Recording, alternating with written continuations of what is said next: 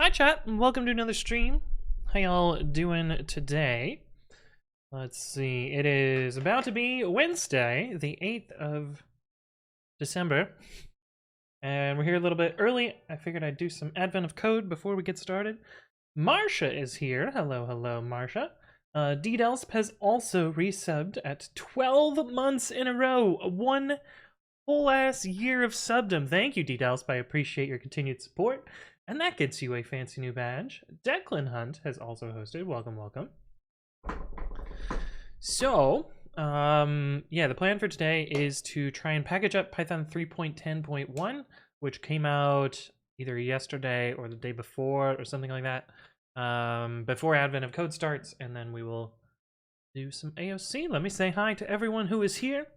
Ddels was first. Happy day 8, indeed, indeed. Marsh is also here. Keller Marku, hello, hello.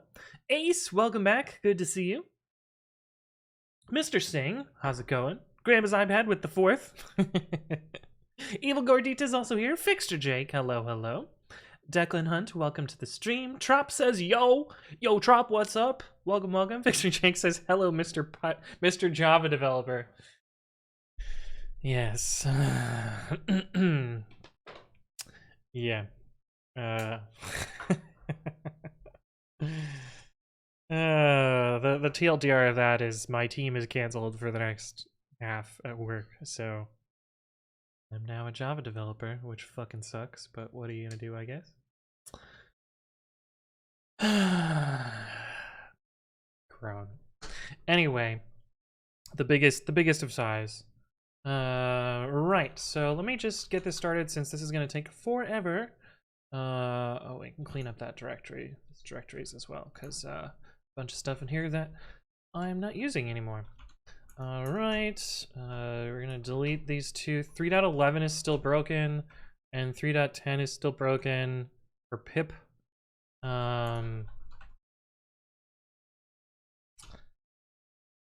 I have not even started thinking about trying to fix either of those. Yeah, those are just gonna be broken for now. I've had too much other shit to work on, but this should be easy. Knock on wood. Should be easy. All right, runbooks. Import upstream 3.10.1. And then, please no conflicts, please no conflicts, please no conflicts. Did they release Python during AOC? Yeah, exactly, exactly. Panther GGG says, does he look old? Do I look old? I don't know. I'm tired. Does that count? Declan Hunt says, I'm new to the coding thing. It's all scurry? Scared? Yeah. Well, it'll get better over time. Anthong is a Jawa. Flex Jake says, I did everything to avoid it in my company. Luckily got by it. Yeah. Well, some of us are not as lucky. But I can't say I'm not surprised. You know, Stripe has continuously demonstrated that Python's not super important, so when things came to the chopping block, doesn't surprise me at all. Hey, what's up, Zithrius? Hello, hello. Welcome, welcome. I don't know what this is doing. It's probably downloading. Or doing some tar shenanigans. I guess we can look at it in top, right? X Delta 3. What is ZGZ? I've never heard of that before. Man, ZGZ. Frankenstein's compressor. This program is an unholy combination of the BSD gzip program, a modified GNU gzip that supports setting an arbitrary file name and timestamp, and an old, rotting version of bzip2 that we dug up somewhere at midnight. The fuck? The fuck is this? It's part of the Perl package. What the fuck? There are many arcane options which aid pristine GZ in reanimating files. What the hell is this? Sorry to hear your situation. Sucks when companies pull that kind of crap. Yeah, it happens. What I meant was Java belongs to old folks for the most part. Over 25 years. How old do you think I am, Panther? Jayaram, thank you for the follow. Welcome, welcome. Hopefully you're doing well. Pearl Dev's on another level, yeah. Optic Pellegrino, thank you for the sub. Welcome to Subdom. Hopefully you're doing well. For 6 months in advance, holy shit. Wow. Well, welcome, welcome. Half of them are French, that's why it's so weird. Is that a thing? Are Pearl Doves French? I didn't know that. Runbooks, refresh, Ubuntu focal. Please, please, please, please no merge conflicts. Please. I'm asking for one thing today. Oh. We're gonna have symbol conflicts though, 100%. We're gonna have symbol conflicts. Oh, well, no merge conflicts is okay. I can take that. We'll see what the symbol conflicts are though. Isn't Python like 22 years old? Python came out in 1991. Or 1990, one of those two.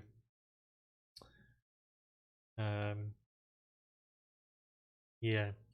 But Python has been around for a real fucking long time too. One might even say that Python's real fucking old. 1991, the year I was born, same Ace, same. me too, Muffins, me too. Which I guess is maybe not a reference that everyone recognizes. But I say this all the fucking time. I guess I've never said it on stream though. Maybe I have. How do I view this fucking image without getting a paywall? Which button of this is it? Share? Is it this button? No? The fuck is that? One of these will surely let me see the whole thing, right? Oh, this one's JPEG to hell. No, not that one. This one? My god.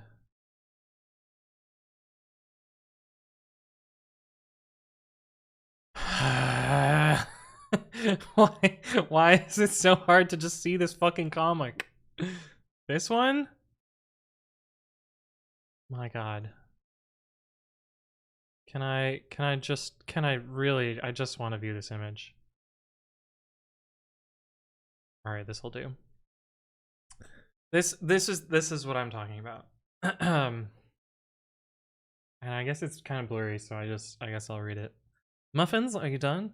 Take us out, dude. We're so baked. Me too, Muffins. Yee. Oh, yee. I fucking love this comic. But anyway. What OS are you working on? Guess I'll just watch and see. Well, G-Dels has helped you out there. Did I say hi to Chawa Papaya? If I didn't, hello, hello. Welcome back. Have the names and author look French? Oh, okay, that's fair. That's fair. I have C. What are you talking about, Marsha? I don't know what that means. What?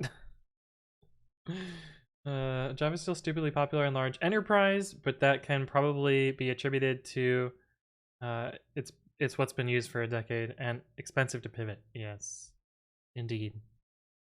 Although Stripe is attempting to pivot to Java, which is an interesting choice to say the least. Okay, so we're gonna let this build. It's gotten past the first part, which is where things break a lot of the time. So maybe it will succeed. And we will recap what I have done in open source since last time, since I did actually do a little bit of open source today. Yes, I made a few changes to Flake 8. I'm slowly trying to integrate my unfortunately large mega branch. Slowly plucking little parts out of it. So these are each a little part of that. This one I actually did separately because I broke off by default plugins in my branch, and so I wanted to make a test that validated that they still work. Apparently you can set this on Flake 8 plugins. I don't think it's documented anywhere, but it does exist. You have a Nathan Fillion vibe. Yeah, a few people have said that on stream before. I've also gotten Nathan Fillion. Yeah. I've also gotten not this dude. This dude. This dude? No. Is that him? No. Who the fuck is this? I don't fucking know. But a bunch of people are always like, yeah, you kind of look like this guy. That's fair. That also does fairly well with scaling to a certain point. Yeah, well, I mean, people have been tuning the JVM for fucking decades, and so it should be able to scale. Okay, anyway, first thing here. I had an integration test for this feature that is undocumented, but probably used somewhere because I broke it. Basically, you can set this on plugins, and it will turn them off by default, and so they won't produce any output unless you enable their extension. So I just made sure that this test still works. Turns out it also works on my rewrite branch because I had fixed it, but I hadn't tested it. So this was a nice test for that. I found there was a random no QA comment that was doing nothing in Flake8, so I got rid of that. Oh, we have also other news as well. Remind me that we have other news after this as well. Java's fine, but I feel like it's not great at anything. Yeah. I feel like... I mean, as much as I dislike Go, I think Go is a better modern programming language choice to take a large aging Ruby code base and migrate to. And build performance and good developer experience applications. Like, I don't know. The compiler tooling for Go is just kind of great, and waiting for IntelliJ to do everything kind of not so great, in my experience. But I heard you like Java, so I put a class loader in your class loader so you can load class while you load classes. Yeah, exactly. Panther says, you guys have fun? I wish coding stream could be as popular as chess streams one day. Yeah, that would be the dream. I don't think it's ever gonna happen.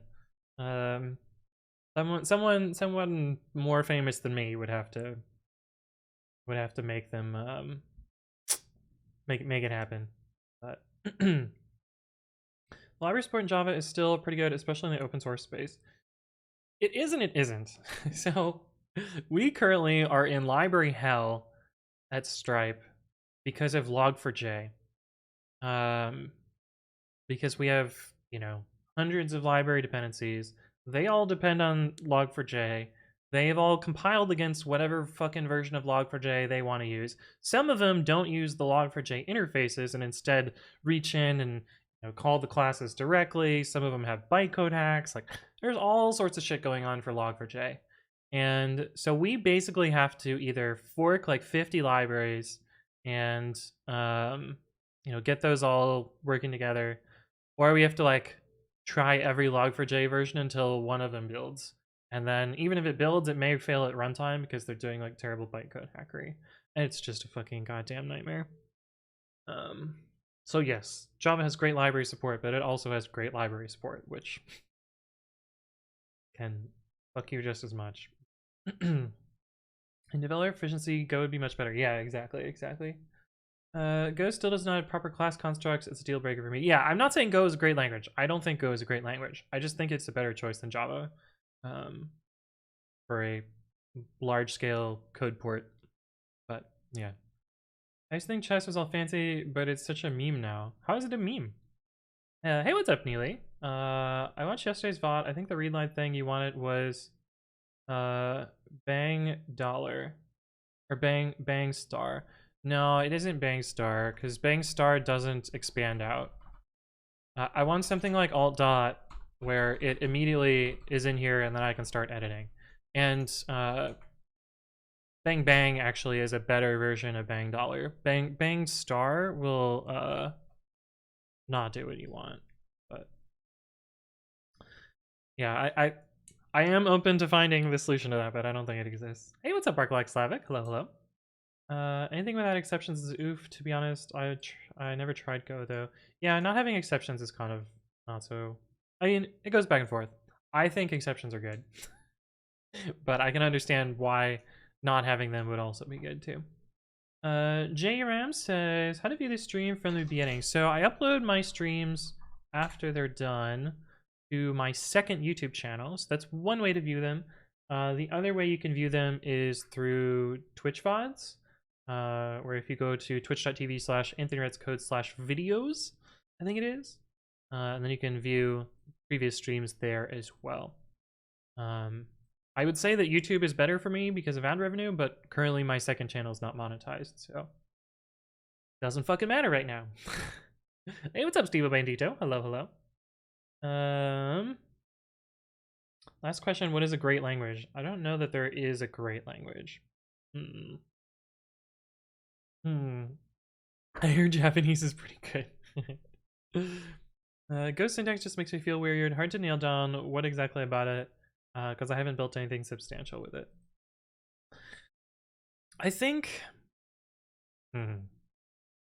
part of what makes Go weird for me is that it seems like a lot of the language choices were made by one person who has bad ideas. And they are the way they are because they are the way they are, and not for any, like, you know, they don't have like an essay built behind them. Or they do have an essay built behind them, but it was written after the fact as opposed to before the fact. It feels like it was a little bit hurried when it was put together. Like it was not every part of it was well thought out. But anyway, the next thing that I did in Flake8 was to split out this bug report command. It's not really supposed to be a command, but it kind of works that way. The way I was sick of pushing to CI and being like, "Oh, you failed Flake8 in Flake8." I don't run the tox targets locally all that often. But yeah, the way it worked before is there was this arg parse action, and this action would get called twice, and sometimes it would get called before plugins were loaded, and sometimes it would get called after plugins were loaded, and it just, I don't know, this was all just like a big hack, and I replaced it with an if statement. An if statement and 2 lines of code, which, like, I think this is much easier to follow. And I also did that in my other branch, but did that here as well. Also, we've been carrying this empty list for 4 or 5 versions now, so I'm just gonna get rid of it. Hopefully no one uses it. Yeah. And so instead of having this weird action with this god object passed into it, it now just is directly called later. And I got rid of a bunch of tests that were validating the weird behavior. Got rid of that. This one, I changed this function from being takes argument, returns none, pure side effects, to just returning the argument parser. Clean this up a little bit. I did this in the other branch and figured I would just carry it over. And so, tiny simplification there. This one, in my other branch, I got rid of plugin dictionaries as a concept. And so I changed the exceptions here to just take the plugin name instead of the plugin dictionary. And so that simplified a little bit in the other branch as well. Basically cleaned some stuff up there. It's funny how popular Golang is in the world of Kubernetes and associated tooling, but Golang as a language is apparently used very little within Google. Wait, really? That's cool. I thought most of Kubernetes was written in Go because Google was the biggest player involved, but I also don't really know. Panther says the only way to get a perfect score these days is to be less popular. What do you mean? But anyway, thank you for stopping by. Good to see you again. Right, so the other thing that happened today is US East 1 went down. And Frequent CI is hosted in US East 1. So there was this a period of degraded performance for Frequent CI today. It actually, as far as I can tell, it didn't turn out that poorly. There were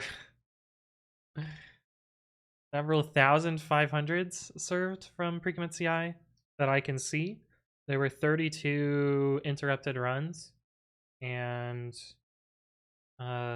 something like 30 organizations with inconsistent data. But fortunately, every every part of pre-commit CI, as long as the webhook gets to the webs, every part of pre-commit CI is either retriable, redundant, or redoable. So I was able to basically redo all of the runs that were interrupted because of the outage, and I was able to resynchronize all of the installation metadata so that everything was up to date. But a little bit annoying. I kind of go over that on the tweeters here. Yeah, so like these three things happened. Some webhooks were not delivered. Some 500s happened in the web interface, and some of the installation metadata was wrong. And that's because DynamoDB was down. DynamoDB was down. API gateway was a little bit fiddly, and yeah, but SQS stayed up the whole time, which was fun. So, Steve Omandito says the AWS outage was fun for me. Yeah.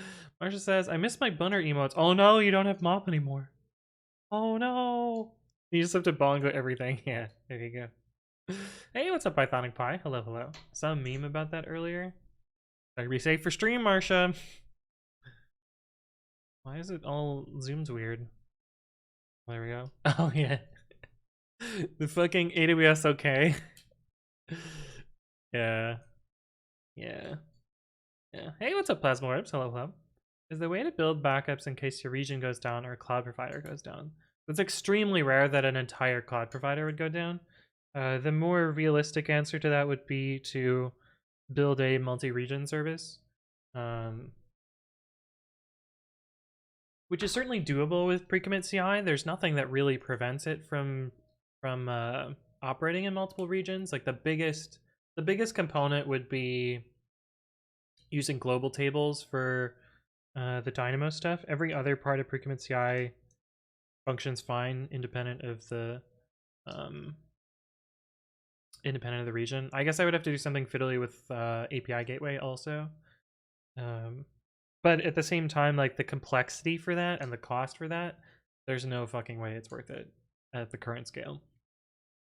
And you know, AWS region outages are like a once in every couple of years sort of things, and you know, the number of nines for the outage today, like most companies are going to incur more downtime than that just due to normal operational things, and so I think it's really not worth optimizing for something like that. Julian says popping in to say, "Do you ever sleep?" and logging off for bed. I do. Yeah, I am a little bit tired today. I tried to take like a nap in the middle of the day. It did not work out well, but there's been some big outages recently. I mean, by recently, it's really in the last like 3 years there's been some big outages, but also they're not that they're not that big of a deal in my mind. But you can build multi-region infrastructure, probably overkill for pre-commit CI, but as a general concept, that's one way to handle it. Yeah, exactly. A colleague of mine told me the McDonald's hot drink menu was down due to USC spawn. That's funny. That's funny. Luckily, my company is full of old people, so we own all our own hardware and weren't affected. Yeah. But you're probably paying way more for owning your own hardware. Hey, what's up, Taniwa? Hello, hello. Also, CDNs help, but sometimes they go down too. Multi-CDN is a strategy, but can be expensive. CDNs really only happen for... CDNs only really help for static assets. They don't really help with, like, data stuff. But Tino says my outage bingo is almost filled. Oh, here we go. Oh. Wow. Well, you got GitHub. GitHub was down this month. I think. At least I seem to remember it was down. Maybe that was the end of November. That was November 29th. Okay, you don't get that square. You don't get that square. A major cryptocurrency service. Isn't that like every day? Yeah. YouTube was having some trouble the other day, but not outage. I think anthonywritescode code sleeps by writing Java code in standby. I don't want to write Java code. I remember last year there was a meme about not being able to vacuum their apartment because US East 1 was down. Yeah. CDNs can load balance between regions. I think you're talking more about a regional load balancer than an actual content distribution network. Usually when you talk about a content distribution network, you're talking about a system that serves static assets, and less so a global load balancer. Now, of course, some of the same technology can be used for either of those because it's really just fancy DNS and proxies and such. But Roomba requires network connectivity to AWS to run. Yeah. +1 for old people and old hardware. Azure was not down today. Azure, I feel like, is way less reliable than AWS has been, at least from my experience in the past. Maybe it's gotten better since then, but I have not used it in quite a while. My team runs all the load balancing, and the ops side could use at least 4 more people. They're dumping money just in people cost. Yeah. We had like 10 outages on our own hardware. Yeah, exactly. That's why you don't run your own hardware. Wasn't GitHub last month? Yes, it was. It feels like it was yesterday, but it was last month. It includes breaches. I feel like every square should stay filled. Yeah. Hey, what's up, Crow? Hello. The ends do that stuff now. So companies that have CDNs are different than CDN as a technology. Like Cloudflare does provide a CDN, but the technology you're talking more about is global load balancing and reverse proxies and SSL termination and like the other components of running a global load balancer. Azure got hacked so fucking hard a few months ago. Someone got root access to the thousands of Cosmo DBs. Holy shit. Hey, what's up, Darnie? Hello. Yeah, we are talking about the outage today.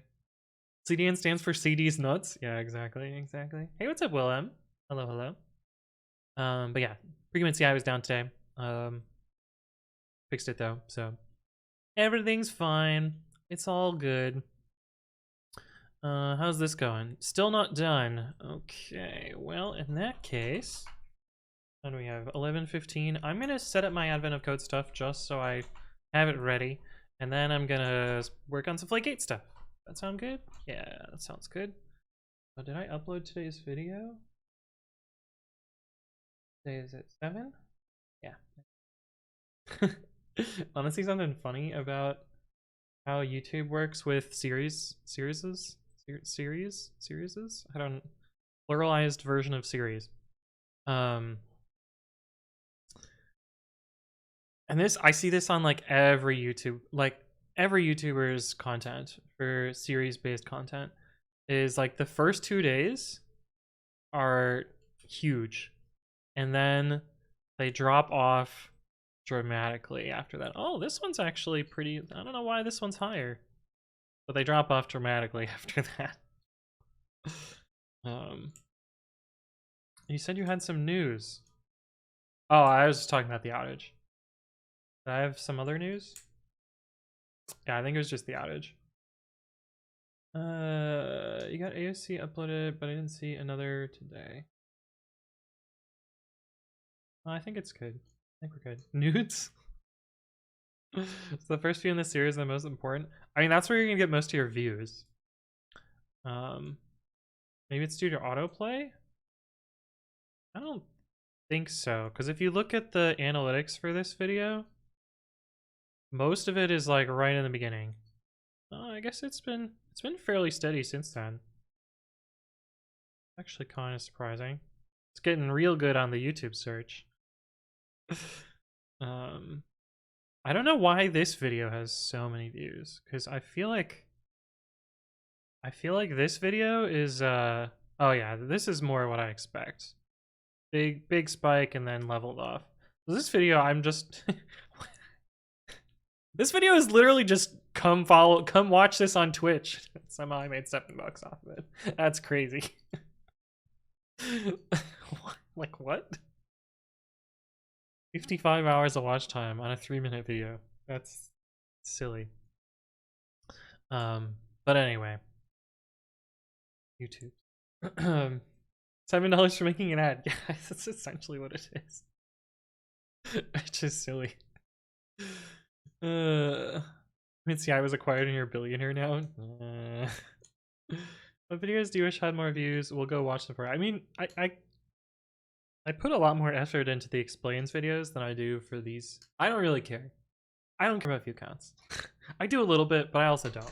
It doesn't make enough money that it matters. I think it would be cool to have an actual physical play button at some point, but I also don't think that's feasible either. But if you want money, just publish Medium articles.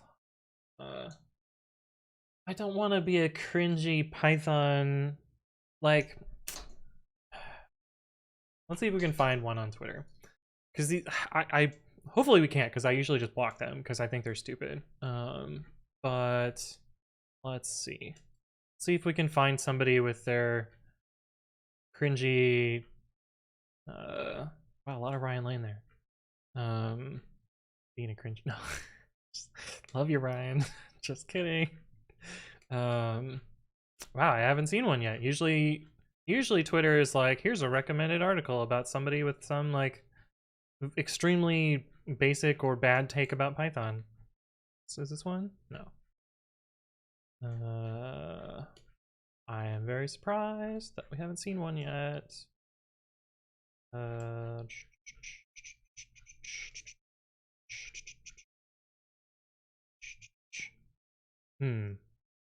Like, I don't know. This is a good example. Like, this is so basic. But you know, 60 likes. And I you know, enjoy speaking with Mike. Like, not the, that's why I haven't blocked him yet. Let's see if we can find another one. But like, some of these accounts literally just retweet content about, oh, this is a function in Python that you can use every day, and have like tens of thousands of followers. And yes, it is precisely 6 Python functions you can't live without, and it's just like,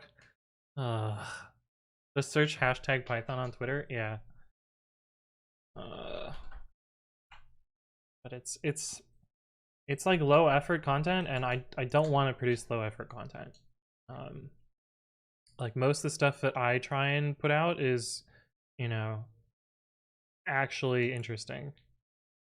And like, I don't know, this is not terrible. Like, this is good advice.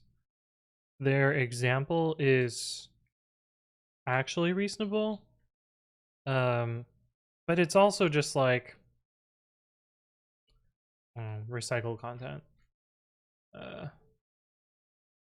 Oh boy.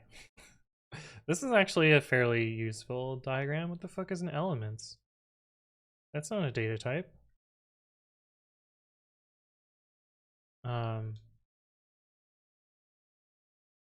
But yeah, I don't know. Like Mike, sorry to throw you in the bus, but this is another like kind of, you know, low quality post. But anyway, I'm not gonna rag on people, but future Anthony writes ads, yeah. Why publish Medium articles when you could publish large articles? Alright. All I see is stupid shit about how if I don't let Web3 consume my life, I'll be out of a job and homeless in 5 years. Oh god, those people are so cringe too. Crypto bullshit. The diagram looked cool? Yeah, that was cool. That was cool. The most important Python built-ins, pog, yeah. Print format, yeah. Yeah. Sudo's gonna go outside. Sounds good, sounds good. Done yet? No. Big ol'... Oh right, we were setting this up. Maker day 08. Trying to not let my ADHD get the best of me. init.py. Is today gonna be is today gonna be the game of life problem? We will find out. Okay, so while this is building, we're gonna work on the flakegates.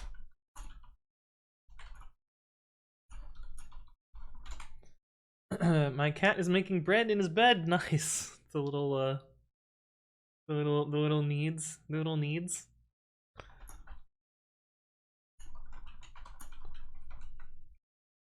Oh, there's another branch that starts with the word plugin. My tab completion is always broken there. Why did that not work? I probably didn't fetch all of the branches. Do they do a variation of that every year or something? Well, there were like 3 of them last year, and there was 1 the year before, and there was a couple the year before that. So I feel like there's always at least 1, right? Disuse says, I wonder what would be your approach for writing tests for code that uses a database or an external API? Just mocking. So it depends. Usually my strategy for those is to take the external part and isolate it as much as possible, like eliminate as much business logic from there as possible, and have just a simple function that interfaces with the external thing and produces some data structures that I'll use later. Usually, just name tuples or something simple like that. And then what I will do is I will run that function in reality, capture some representative output of that, and store that as a fixture in the test suite. And then for tests that need to use that, I will utilize the fixture values rather than actually calling the external API. Now that, of course, it's not a perfect testing strategy, because that external API could slip out from under you, and then suddenly you're validating against something that doesn't really make so much sense. And so you usually want some sort of monitoring or integration test to validate those. Of course, they can be expensive because often you pay per API limits, or starting up a database is slow and flaky, or other things like that. So it varies a lot. The other option that you can do is have a pretty good fake for the third party. Either make a service that acts similar to that and spin that up and try against that. I've seen that used for AWS services fairly well. For databases, you could use like a fake data store such as SQLite or something like that. That's usually what I try and do. Test the business logic, but not the integration itself. For the most part, yes. That is the general strat. Oh, I didn't do this. Merge conflict with myself. That's just the breaks. Actually, I already resolved this on my other laptop or other computer, but I did not push it.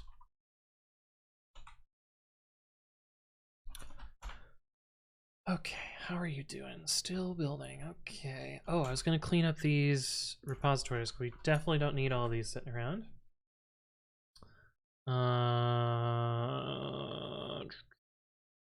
Yeah, we got rid of this, archived that. Probably not working on this for a while. Oh. We have the pure Python version. Do we want to keep that around?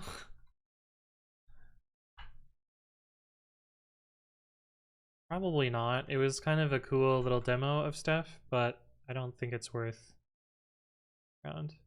Wait, why do I have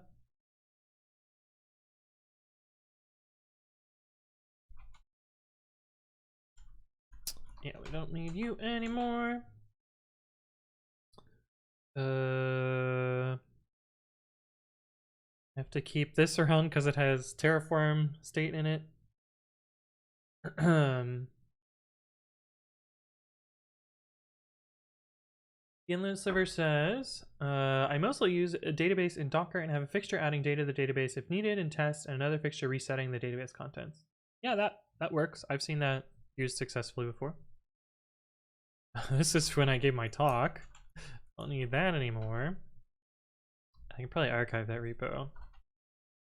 If I didn't, demo repo universe. Did. Cool.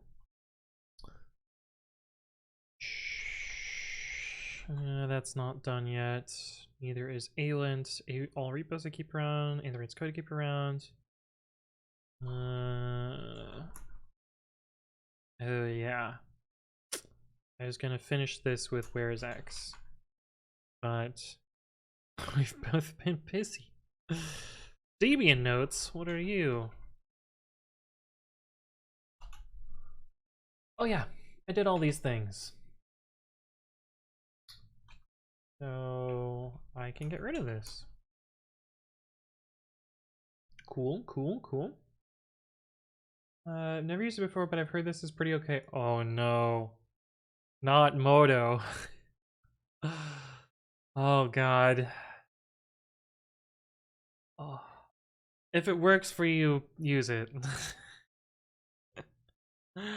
I've lost so much. So many hours, so many days to the Modo library. Oh. For things like SQL Alchemy, it's easy to switch out Postgres for SQLite unless you do some special stuff. Yeah, that's true. It's true. I haven't heard it. This was just hearsay. Oh, okay, okay. Don't worry, Anthonix hates everything. Well, all software is bad. Just some software is more bad than other software. And Modo is one of those more bad than other softwares.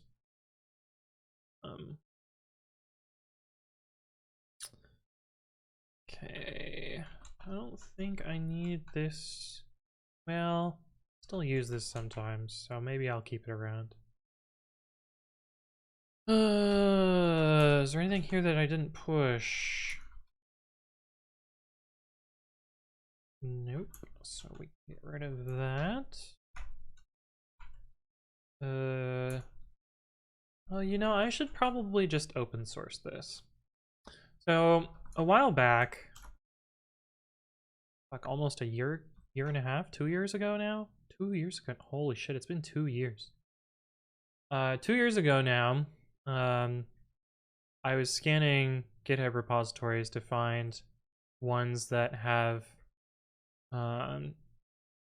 security vulnerabilities, and this is an example of one because it runs this and it runs this, which basically lets you run arbitrary code and scoop this secret as well as the implicit GitHub token out of this. But now that GitHub has their have to send at least one PR, the attack surface for this is much more painful. So I'll probably just open source this, maybe make a video about it now that it's fixed, so to speak. That would be cool. I thought you had a notepad open. No? What? No? What? Speaking of that, when's the next AOC paint? I uploaded one recently. Not a very good paint, but this is what I did for AOC day 7. Here's one for AOC day 3, day 4. Here's one for day 1. A little bit of database diagram stuff talking about the global interpreter lock. Neat.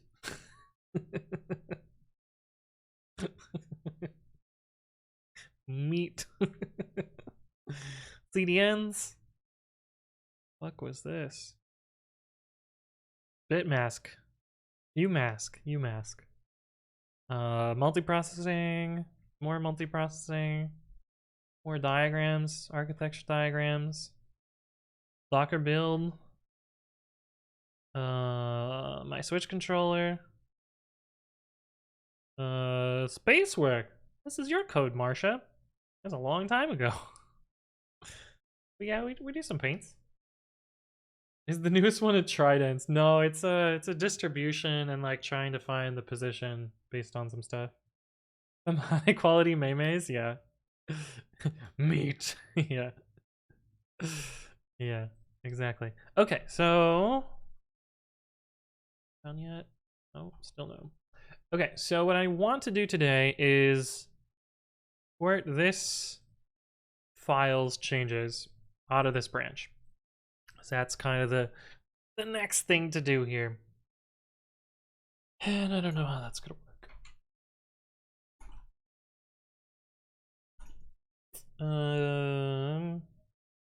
Option manager versions. So the way this thing works right now is really gross. Options manager. So there's this kind of, again, God object, this option manager thing. It gets initialized with a version and sometimes gets initialized with this thing. And it keeps track of the version because it mutates the version later on in the execution through this generate versions thing and update version string. It's basically just, oh no, what do you mean rip me? My stream seems fine.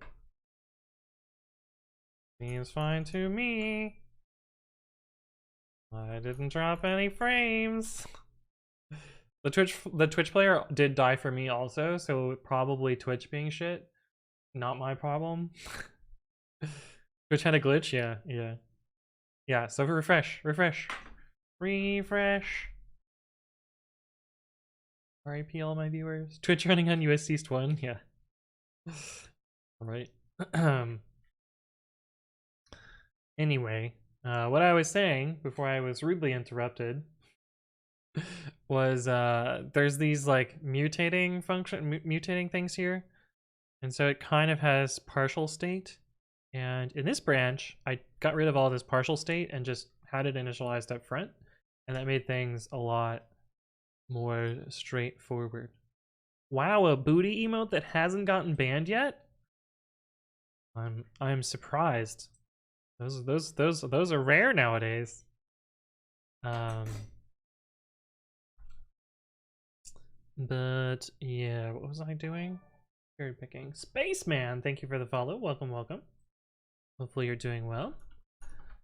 Source Flake 8. Options. Manager. Hit apply. And then I have to figure out, so this is from the new branch, so anything that references that has to go away. Ooh, which means that has to go away. Let us check out -p. Discard. No, we want to keep that. Keep that. We want to discard this though. Is that gonna discard more? Oh, we want to split. We do not want to discard this. No.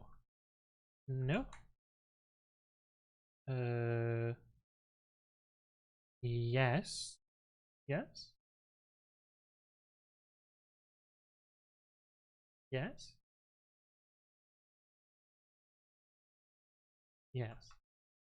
No. And then yes. And then quit. So that should be what I want. They kicked it because it was called something else. Just bounce and they took it. Oh.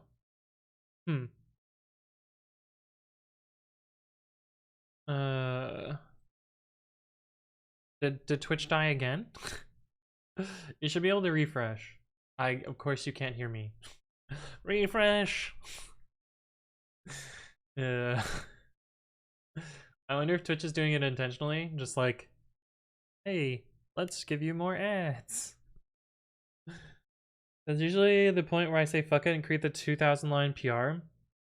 So the other problem with just dropping this as a giant PR is this bit right here. I've deleted the old API, the old public API, because it was a pain in the ass and it kind of sucks and I want to replace it. But I haven't done enough work in this branch to make a nice new API. So what I'm going to do instead is replay this branch, but without the changes to these 3 files. And just defer redoing the legacy API until later. I mean, it is also possible that no one is using the legacy API, and then I could just nuke it from orbit, but it buffered for a second and then it caught up. That's weird. I don't have any drop frames on my end, so I assume it's all on Twitch's end. Arrowbounce, hello, hello. Good to see you.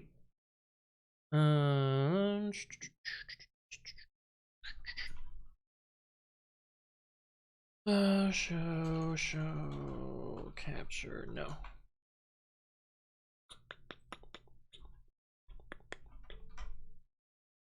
Okay, well, we have some stuff to fix here. We need a context lib and a generator.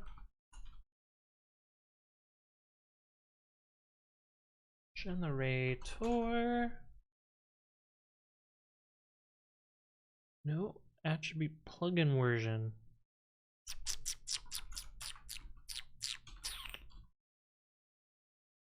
Oh, fuck.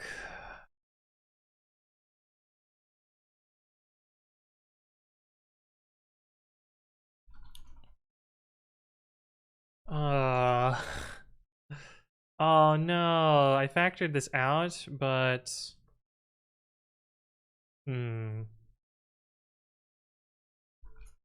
so this is still depending on that weird mutation stuff.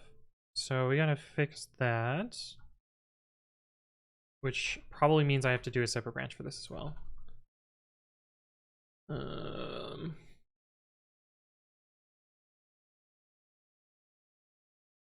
How does this work?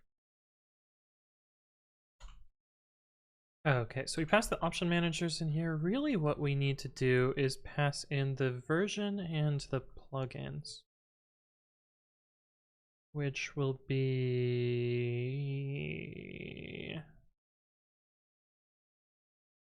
somewhere.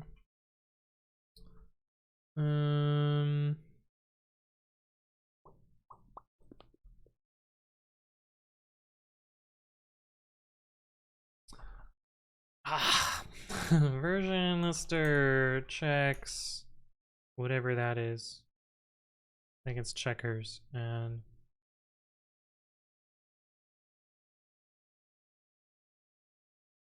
I can't use those types because we are not on the nice things realm. I'm gonna do this. I gotta figure out the actual types for this. Unsticked. Which is gonna make it conflict even more in the other branch. Actually, what is this? Where does this plugin? Is there something that stores these? Plugin manager. Plugin manager, not plugins. Where are you? Where do you come from? Plugin. Oh, I just saw an old type annotation. Good thing I'm deleting that file.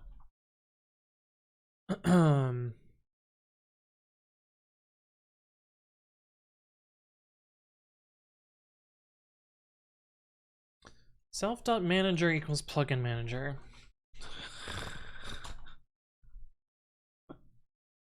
Oh no, the manager has a manager. What the fuck? Why? Why are you this way? Oh.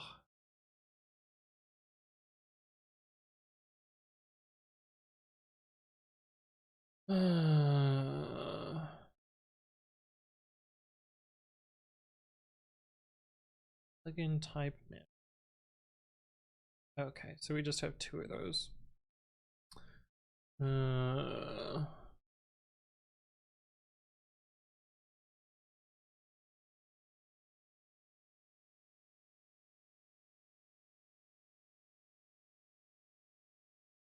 Yeah, we can do that. And then this is just version. And then this is just plugin managers. Tazerax, thank you for the follow. Welcome, welcome. Hopefully you're doing well.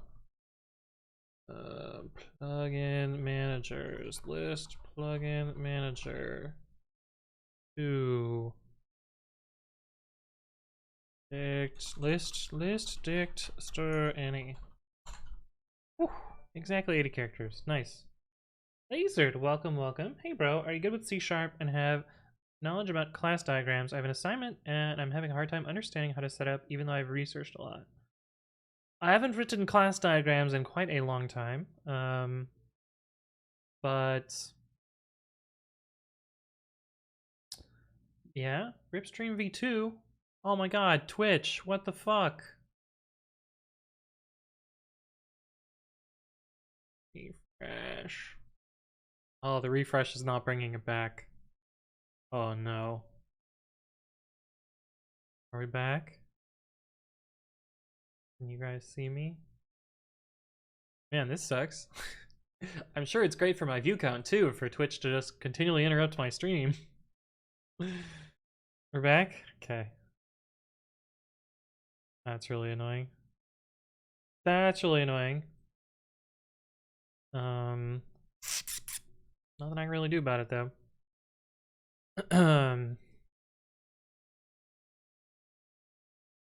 Registered plugins.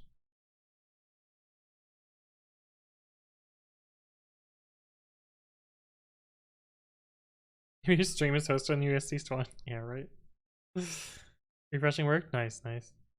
I'm running out of time. I'm running out of time before we have to actually focus for AOC. Am I gonna actually get this done? Registered plugins. What the fuck are you? Options manager. Registered plugins.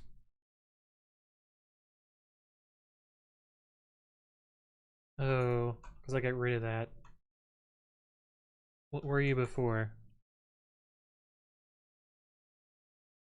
Name version local. Register plugin. Where was this called?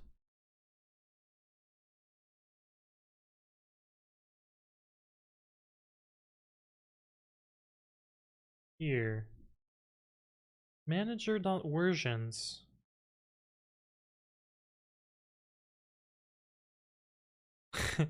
I like how it says is local, but I'm pretty sure it is impossible for this to ever have is local equals true, because there are no callers.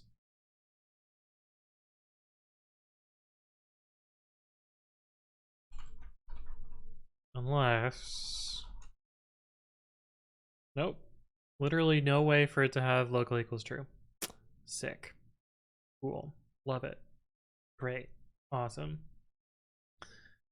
It's really Twitch and the connection between you and them because I have other streams going without hiccups. It's not me because I've got no drop frames.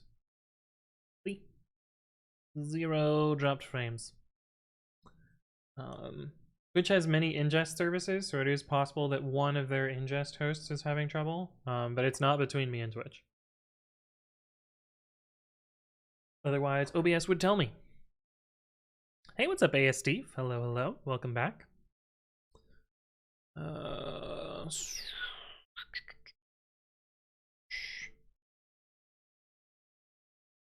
Manager.versions. Self.manager.versions.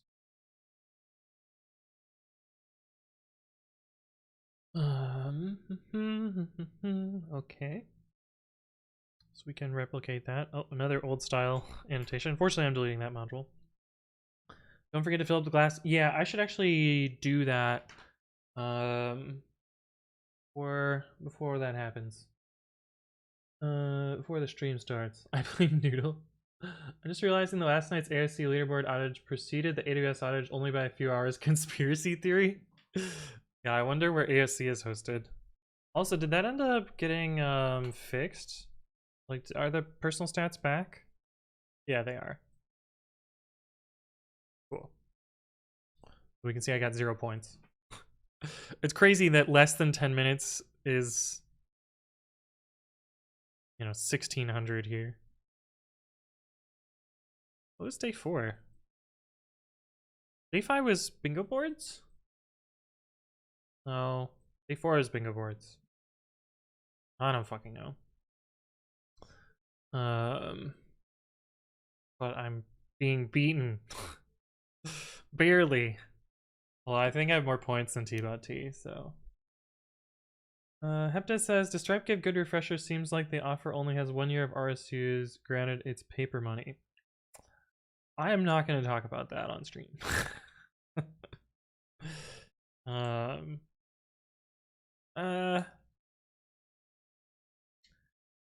yeah, I'm not going to talk about that on stream.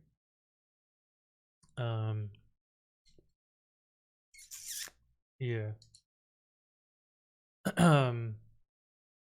All right, well, I don't think I'm gonna get this done in the next 12 minutes. This has failed. Is this the debug symbols or is this the normal symbols? I think it's just normal symbols. Okay, so I'm gonna regen this real quick. That's actually not that many symbols. Fix symbols, paste, Control D.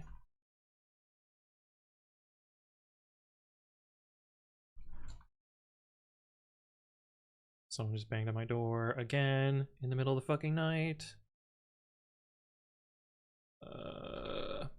Just gonna ignore them. All right, I'm gonna push this, and then I'm gonna use the restroom, fill up my water, and then I'm gonna push the bionic branch. We're just gonna hope this builds properly.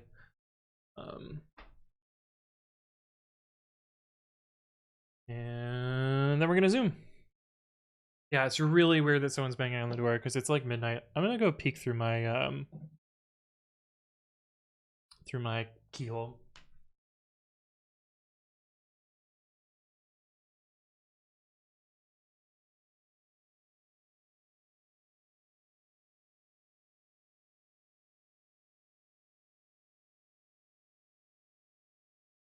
Nothing out there, but who knows? Paste. All right, this is not one of the ones you can click on.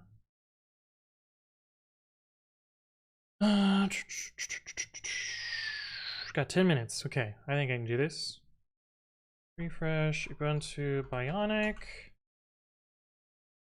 Hey, what's up, Armis Colored? Hello, hello. Good to see you again. Ubuntu, focal, up 1. Reorder. Oh, that's not what I wanted. 2 carrots. Reorder the thing. Then release. Then GPG key again. Are you in Ubuntu? Kind of, yes. Tell him to get lost, you're coding? Yeah. If he comes back dead, that means he died. Wait. What?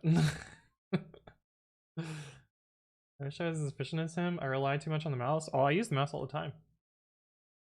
I'm a big mouse boy.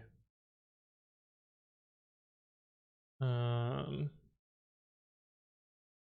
you're not land sharked, yeah. Okay. All right, we're gonna let that go. I'm gonna go fill up my water, use the restroom, and then we'll prep for AOC. I will be right back. Is this the right button?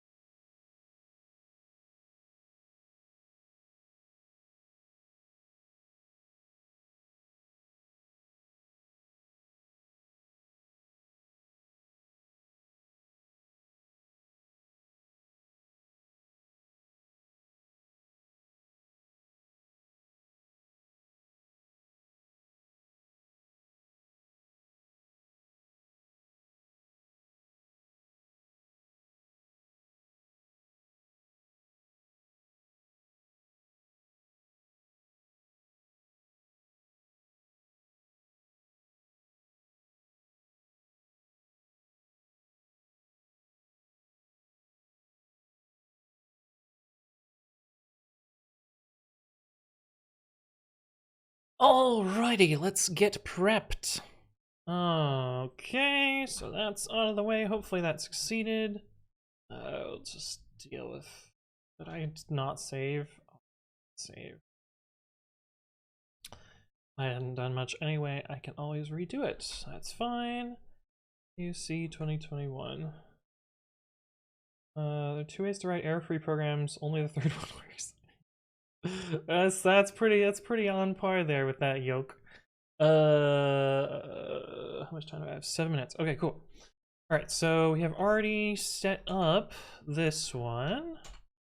So we are in position. Actually, speaking of being in position, we should make the game of life problem follow the same thing here.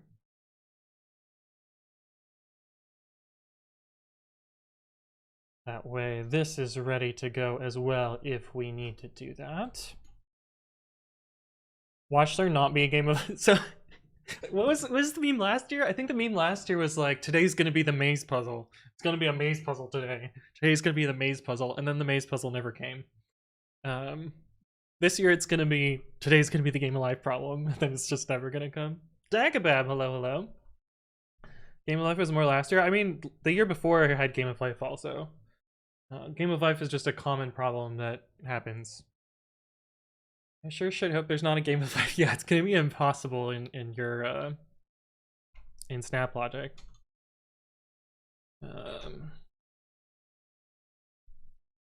Okay, so we want the PyTest.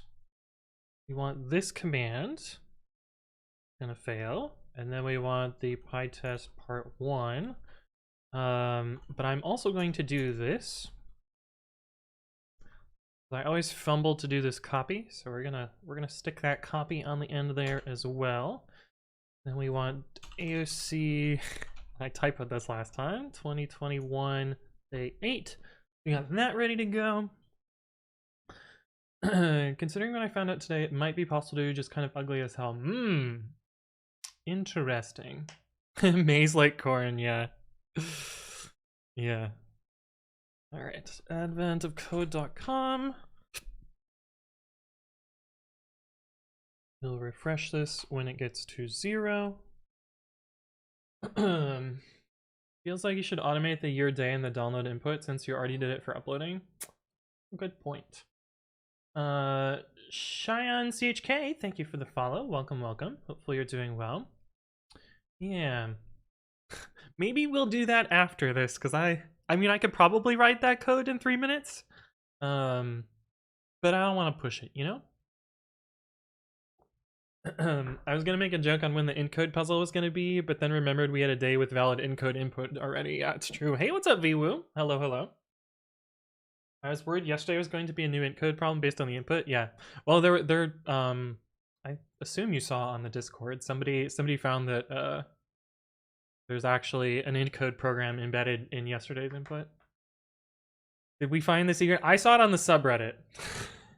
I take no credit in it, but someone on the subreddit found it, Eric. Which is a pretty good Easter egg. I approve. Wait, what's encode? Oh, you didn't do 2019, did you? You didn't suffer through / enjoy the encode problems every day. I really like encode.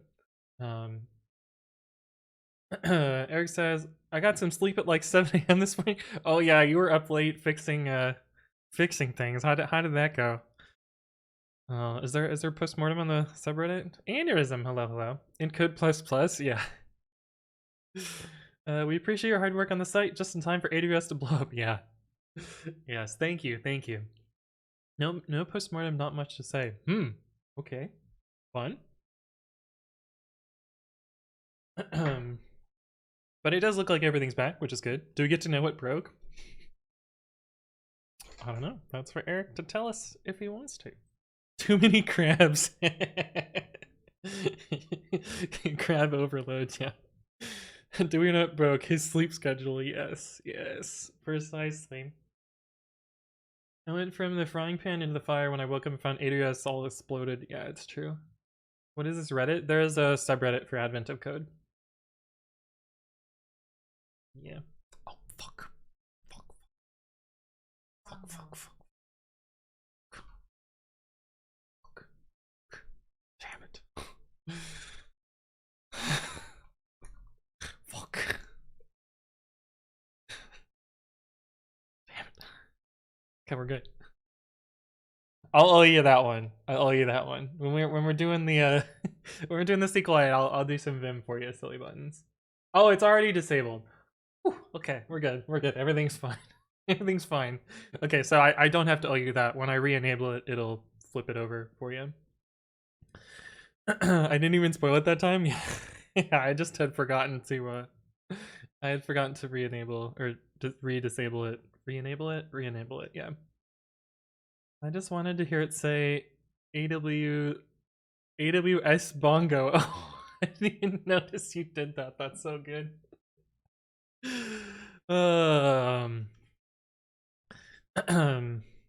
Okay, so we're gonna fix this after we do this. And do my up arrows work there? Hopefully, yes. I don't know why I scrambled to type something here. I'm losing my mind.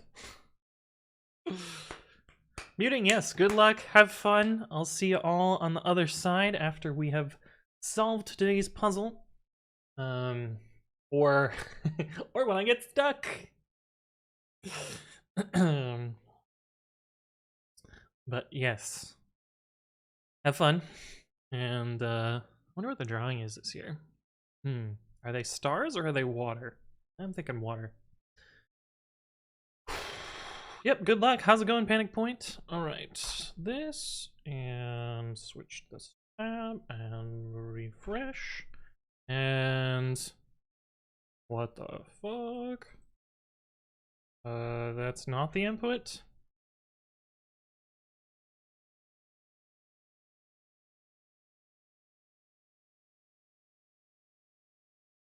What is the input?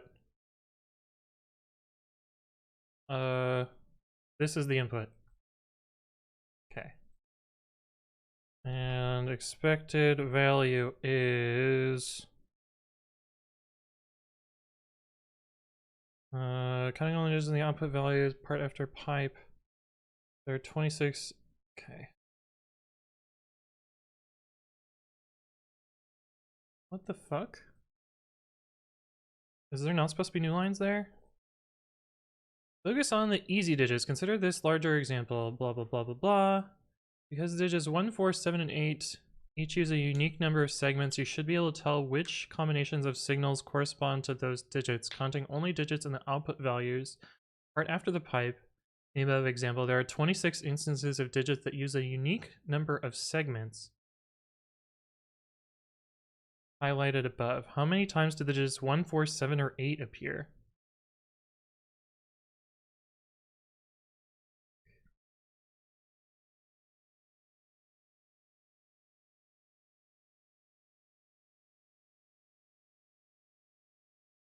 I don't know what this means. I should read more. Unique signal patterns, a pipe delimiter, and finally the 4-digit output value. Okay, so this is an output value. Within a entry, the same wire segment connection are used. You don't know what the connections actually are. Unique signal patterns correspond to 10 different ways the submarine tries to render a digit using the current wire. Because 7 is the only digit that uses 3 segments, dab in the above example means that to render a 7, signal lines D, A, and B are on. Because 4 is the only one that uses 4 segments, EAFB means to render a 4. Using this, you should be able to work out which combination of signal wires corresponds to each of the 10 digits. Then you can decode the 4-digit output value. Unfortunately, in the example, all of the digits in the output use 5 segments and are more difficult.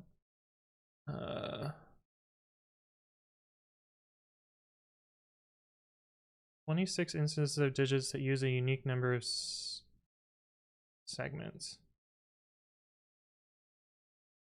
Oh, so we're just counting lengths of the output parts. Got it. Okay. I think that's it.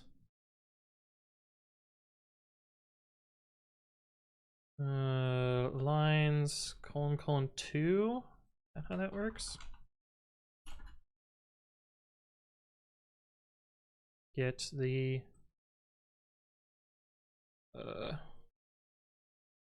even ones? Yeah. And we just want the lengths of them, or do we want the...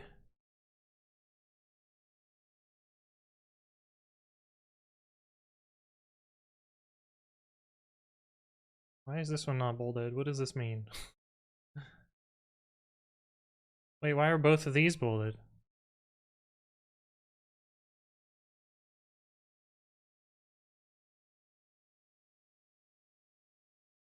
"26 instances of digits that use a unique number of segments."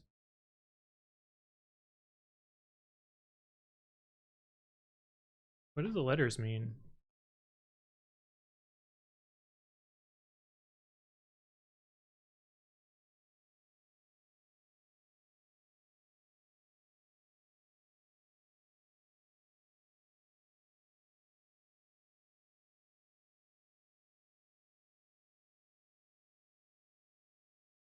Because I thought it would just be counts of lengths. I don't know. I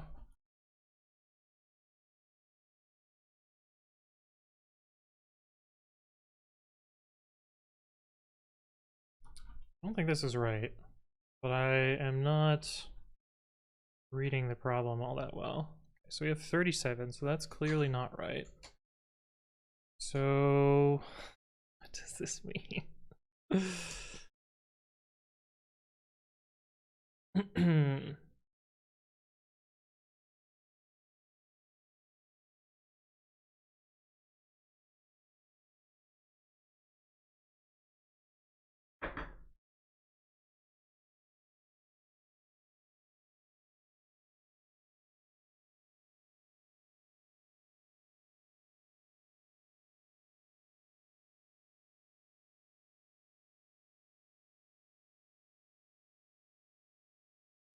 Is it zipped with the positions?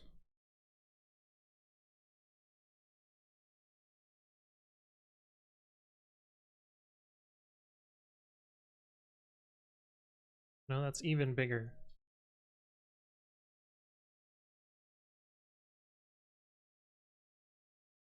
For each display you watch the changing signals for a while. Make a note of all 10 unique signal patterns. Then you write down a single 4-digit output value, your puzzle input. Yeah, wait, what is our input? Oh, they're not supposed to have new lines. They're not supposed to have new lines. Well, that's annoying.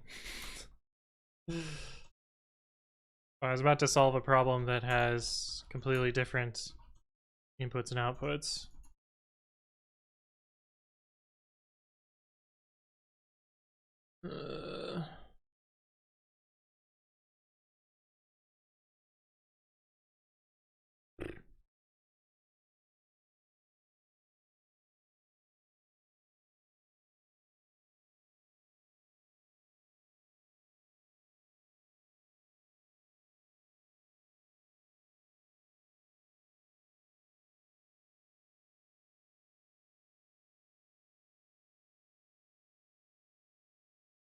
Now we're back to 37. Okay, cool. Aww. That's what I get for not reading. 4-digit output value. Within an entry, the same wire segment connections are used, but you don't know what the connections actually are. The unique signal patterns correspond to the 10 different ways. Okay. 7. Yeah, I understand that. 4 is the only digit that uses 4 segments. It has to render a 4. FB. Using this information, you should be able to work out which of the combinations of signal wires correspond to each of the 10 digits. Then you can decode the 4-digit value. Unfortunately, in the above example, all of the digits in the output value use 5 segments and are more difficult to deduce.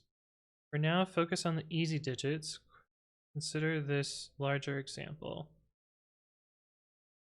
Because the digits 1, 4, 7, and 8 each use a unique number of segments, you should be able to tell which of the combinations of signals correspond to those digits. Counting only digits in the output values, right after the pipe, In the above example, there are 26 instances of digits that use a unique number of segments highlighted above.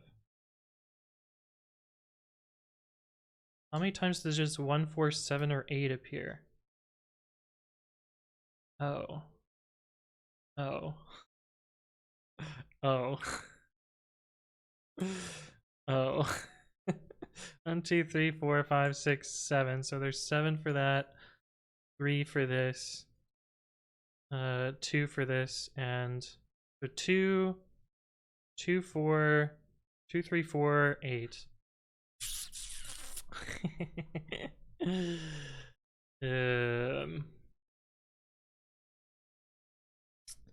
Some len part in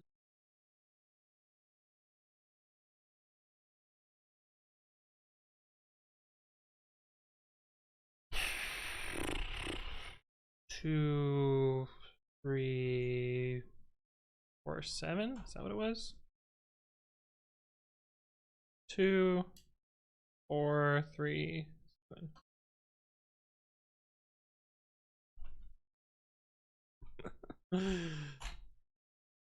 Okay. On to part 2. Part 2 is decode the numbers, surely. Real deduction, you can now begin to determine the remaining digits.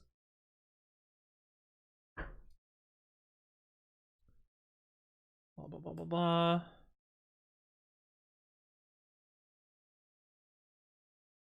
Same process. Add them all together and you get this. Okay.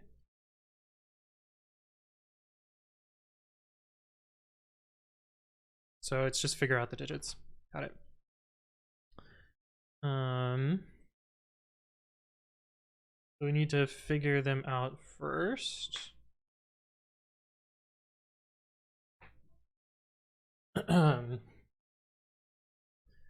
Okay, so how does this work? So if we find C and F, then we can eliminate all the other ones. I think this is one of those elimination problems. Except it's not going to be CF, it's going to be whatever the length 2 is. So it's going to be CG.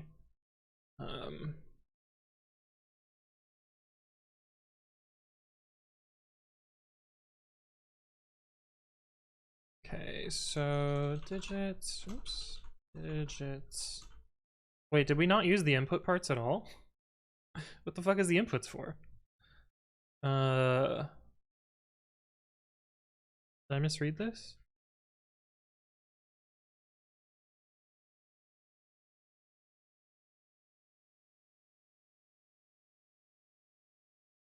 Unique signal patterns correspond to the following digits.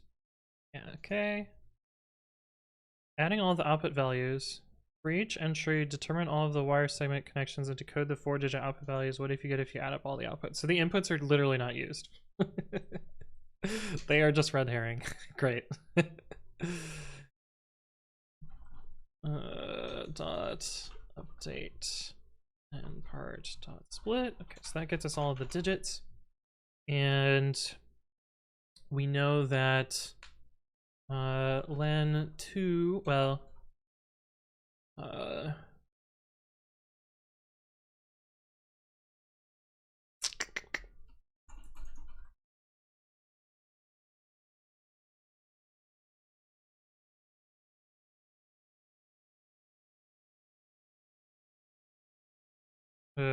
length 3 one is a 7. In digits if len s is equal to 3 or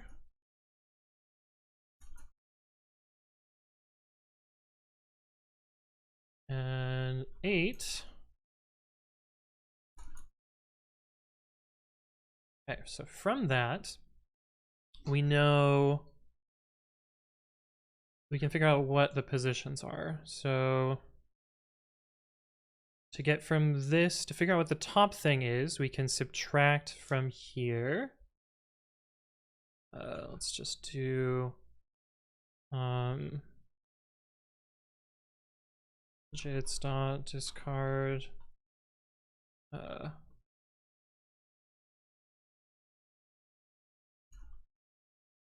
Get rid of those, and the top digit will be the set of 7 minus the set of 1.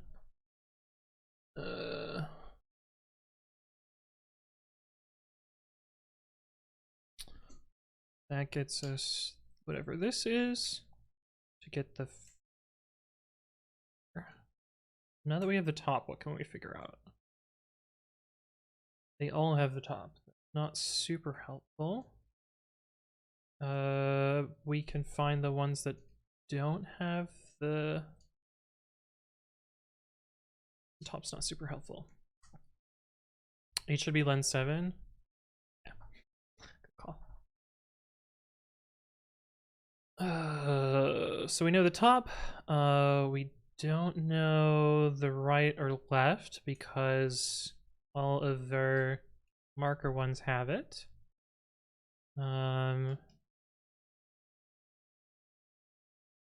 We can figure out 2 and 5, 2 and 6. 2 and 6 are the only ones that don't have 2, 5, and 6 are the ones that don't have the right. So we can figure out which of the 3 are those.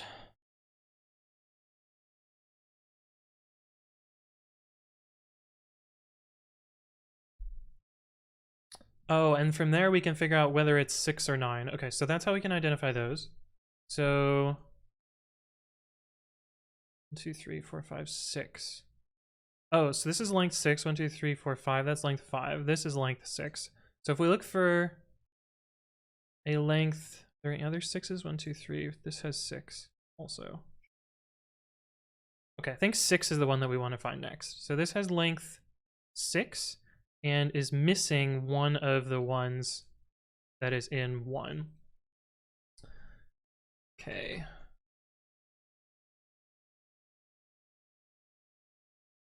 X equals S for S in digits if set S.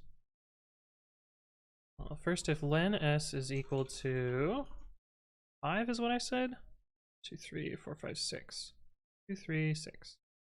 Equal to 6. And the set intersected with this is equal to 1.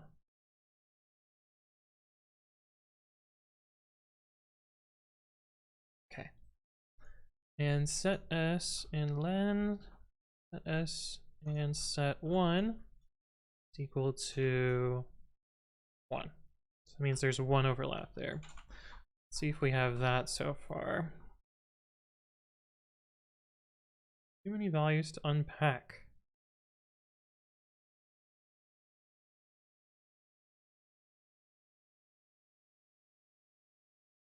Are they different for each time?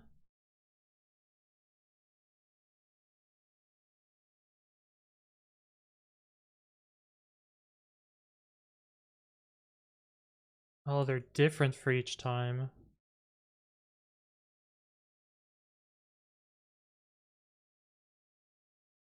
What the fuck? Wait, what? Well, that makes this way harder.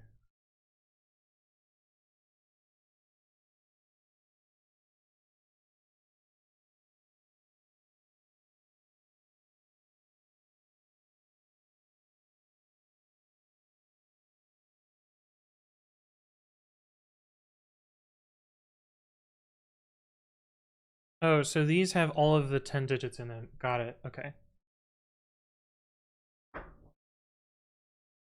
So we can pick out the digits from here. So like we know this is 1. So it's per line instead of doing it like this. Got it.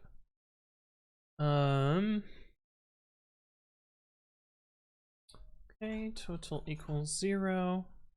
This becomes in here now. Chart and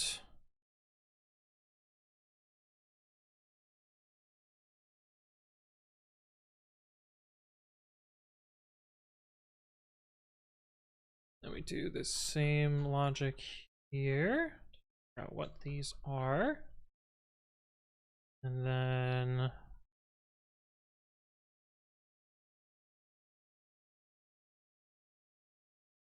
this.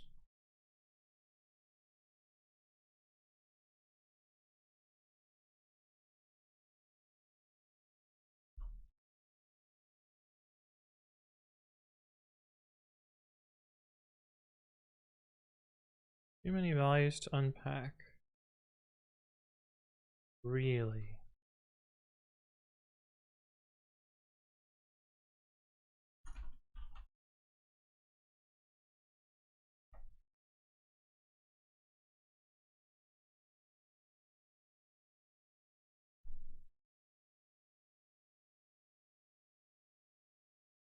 There are, this one has length 4 and this one has length 4. G, C, B, E, G, O. They can be in any order. Fuck. Fuck. There's actually a better trick than this. It's pdb.postmortem. This is slightly better than accept exception break. Is this, well, if you run pytest in S mode, this will actually drop you on exactly where it crashed. Okay, so we actually need to sort all of these parts. Sorted part, or part indents. Just to reset that. Okay,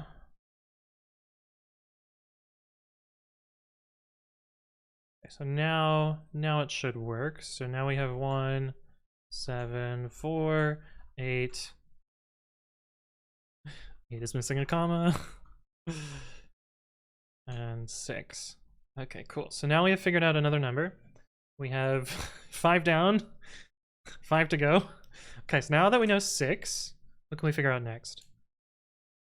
We can figure out what this segment is here by doing 8 minus 6. So we'll call that top right.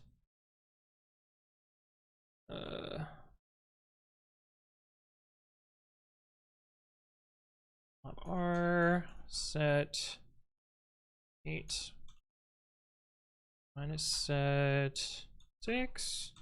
All right, what number should we try and figure out next? Can we get 0? We don't know the middle. We do know that it has to have the right side. We don't know any of the other sides. We know the top and the right. We know these ones so far. Oh, we can figure out which of these is bottom. Let's call it R top and R bottom. We'll set 1 minus R top. So now we know these 3. So 0 has to have those. 3 has to have those. We already know 7. We know 8. Oh, we can figure out 9 now also. 1, 2, 3, 4, 5, 6. No, we can't. Who do we figure out next? So we know 1, 4, 7, 8, 6. Are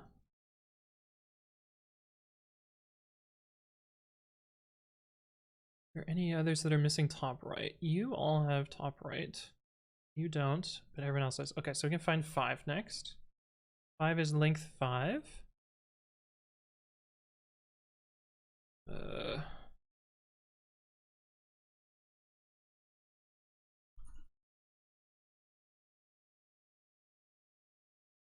And it has to have 5 overlaps with 6. And it has to not have top right. And our top not in S and... wait, how many overlaps with 6? All of them. Yeah. And lens set S and set 6 equal to 5.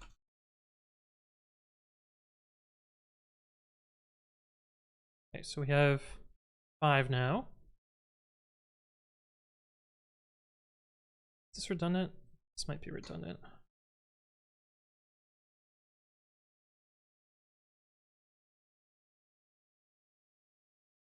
2 also has overlaps with 6. Okay, so we can figure out 2 now also. Oh, that's YouTube crashing. Oh, that's my internet being down.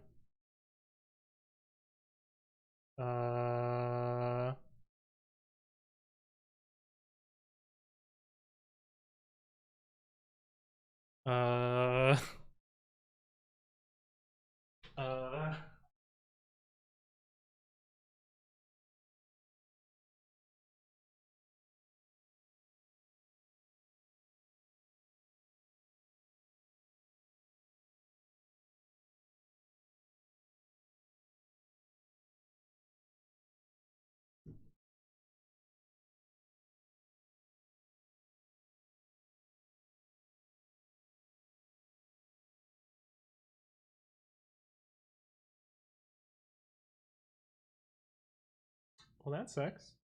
I guess I'll have to submit from my phone.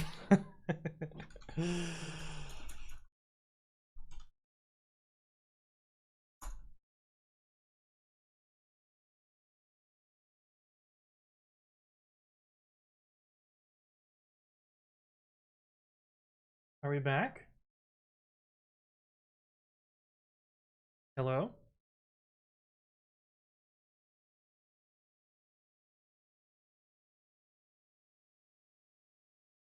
It'll reconnect in a minute. Okay, well. That sucks. I'm gonna keep solving. Not enough values to pack. Expected 1 got 0.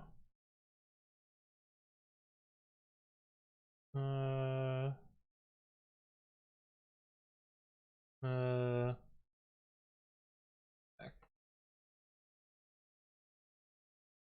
DSL signal. The fuck? I have DSL. AT&T more correctly. Refresh still down? Hopefully now it'll fix. Back now? Are we back? Are we back?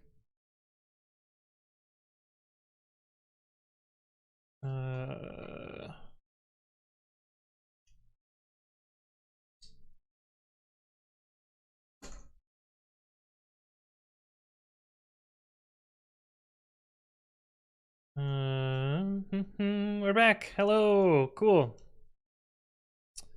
I'm trying to detect 2 now. I believe is the only one left, or the only one that's missing this. How did I not find that before? This all has Fs. Yeah.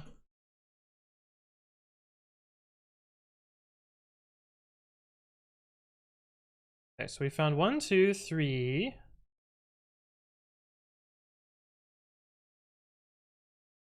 We found 1, 2. Found 1, 2, 4, 5. Or 1, 2, 4, 7, 8. 4, 6, 7, 8. Wait, where'd 6 go? Here's 6. Okay. What are we missing? We're missing 0.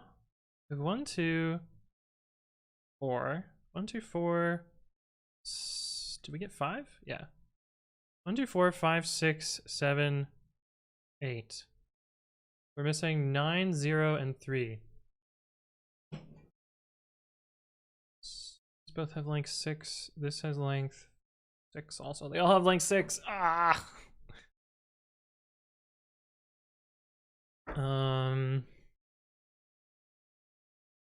We can figure out this by doing this subtraction. Does that help us? Yes, it helps us find 9. Okay, bottom left.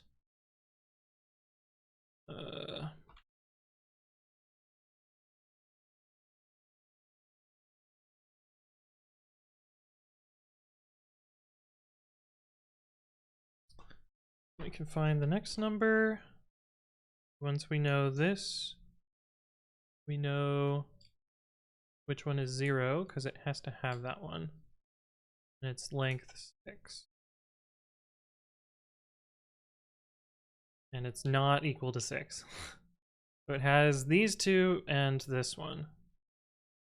Those three and length 6. That eliminates this and this and this. Okay. 0.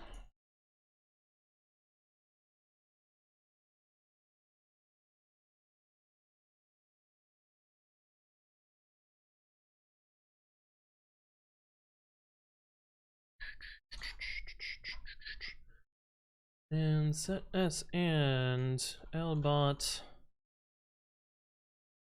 Actually, just say those three are in it. Lbot in S and our top in S and our bot in S. That should get us 0. None of values to unpack. 1, 2, 3, 4, 5, 6. Lbot, R top, R bot. Do we maybe not have zeros?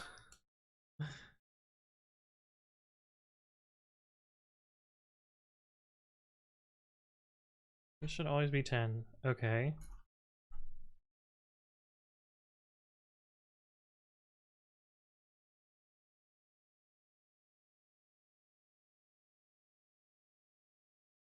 So left bottom is A in this case. So 6 should have it. Just a check. 6 does. 7 should not. What does 5 have?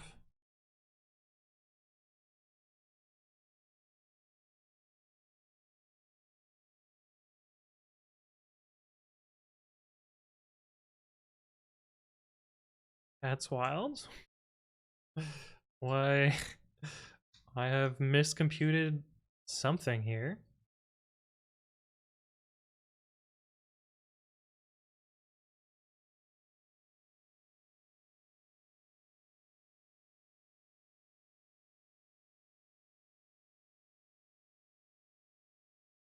So I think it's my overlap here.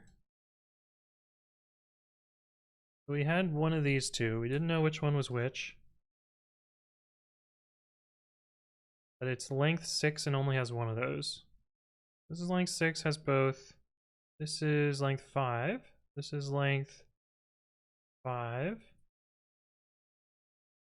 This is length 5. This is length 6 and has one of those. That's 7. This is length 6 and has both of those. So that should be fine. 7 minus 1 should get us the top. Yes. That actually only helps us, doesn't help us, because top doesn't find us anything. Okay, so we can get rid of that. 8 minus 6.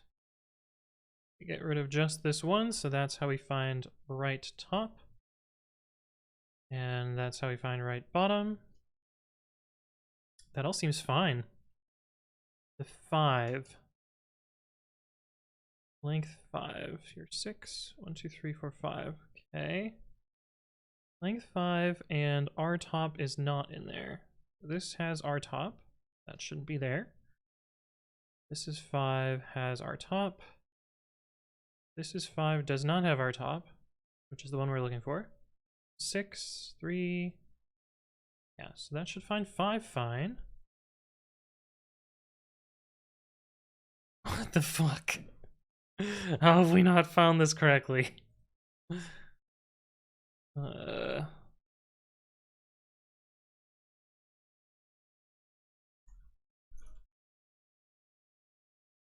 length is 6.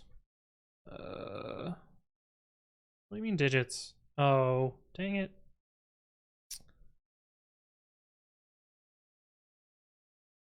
Oh, I can't have multiple lines. No! Alright, here we go. That's for S in this if len S equals 6. We have those, and what have we found that's length 6 so far? We found 6, which is this one. And that's it. So one of these is 9 and one of these is 0.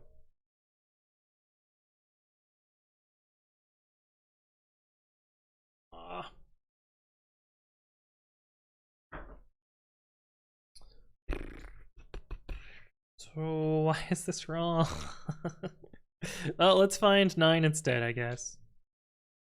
9 is length 6 and is missing that one as well.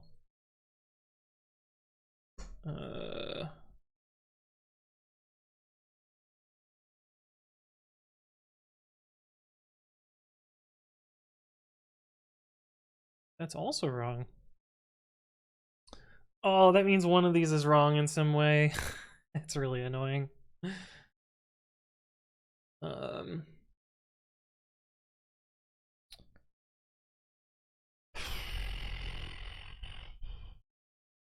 They're all either len 5 or len 6. Let's split those out first.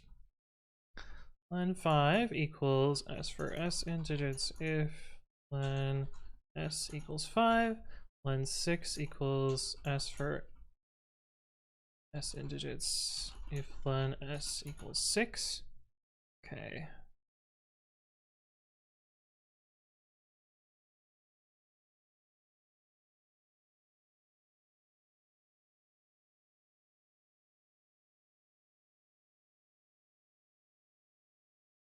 Like this one might be wrong.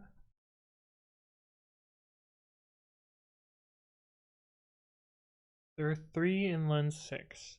0, 6, and 9. 0 and 9 should have 1 overlap. This should have 2 overlap. I feel like 6 is right.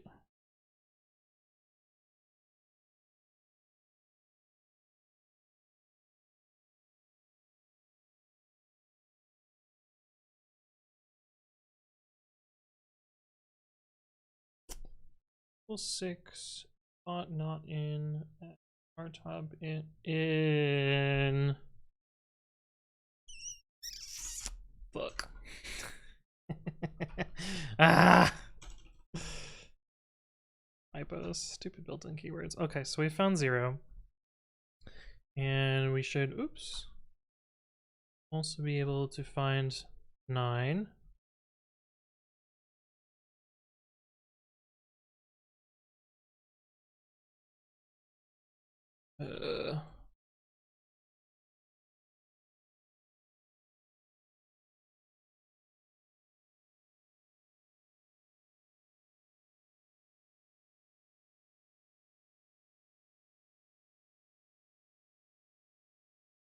Okay, so 0, 1, 2.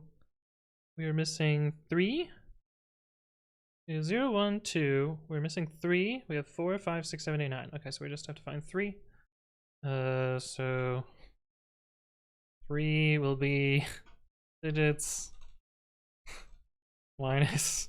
This is stupid, but I don't want to really think about it. 1, 2, 4, 5, 6, 7, 8, 9. Okay, so then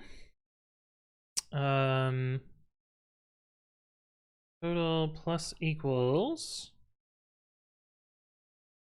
1,000 times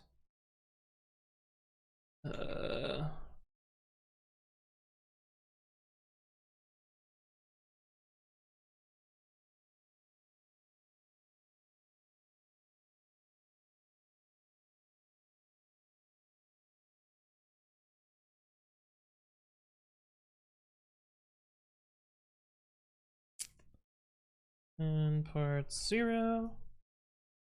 I'll do this more clever. 10 raised to the I in range for 0, -1. Is that how that works?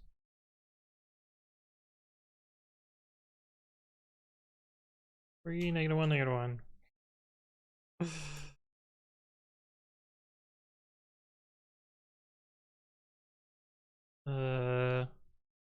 Oh, we don't actually have the numbers.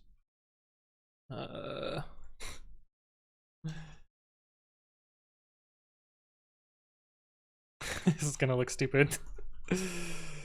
Not stupid if it works.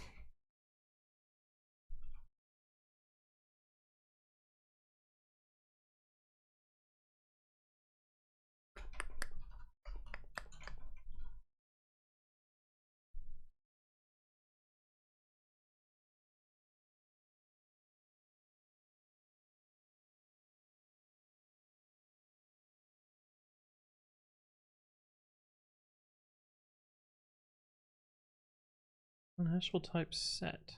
I'm missing a comma somewhere? Here.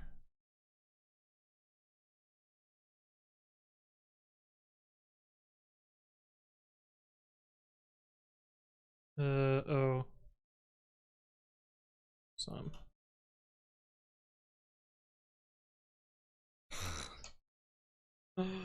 Oh no. Oh no, the number is wrong. Fuck. Yeah, I'm still in part 2. How though? Oh, is it my digits math?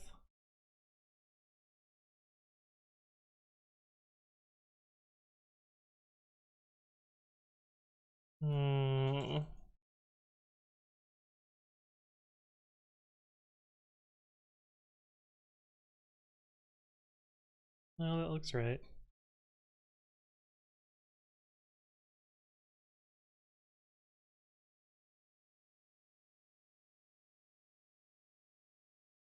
No.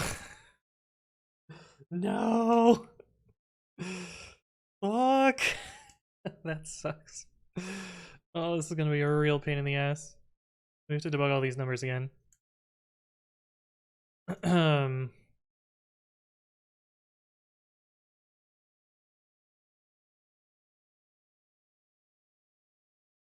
We have to debug all these numbers again.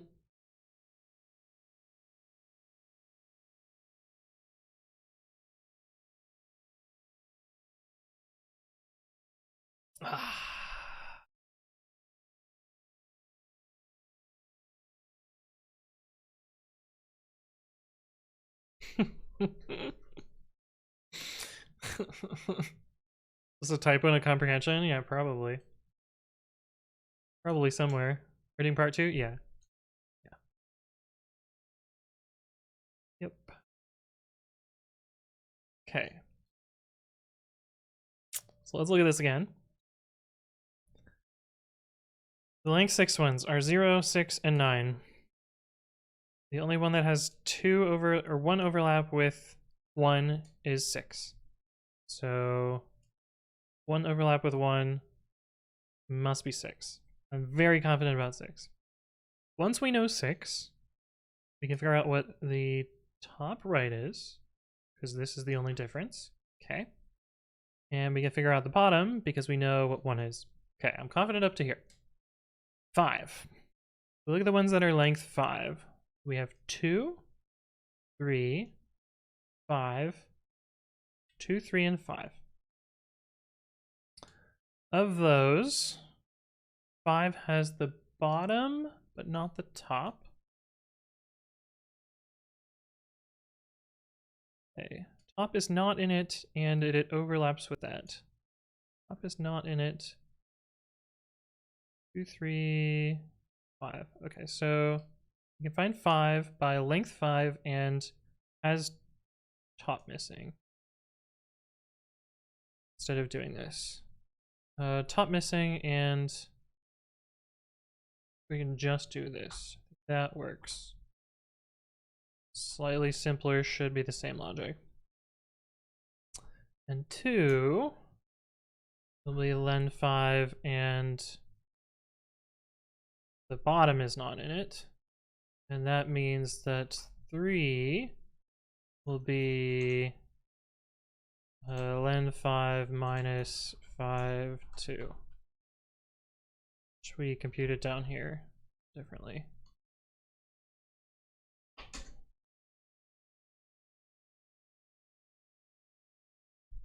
Still have the wrong number. Fine.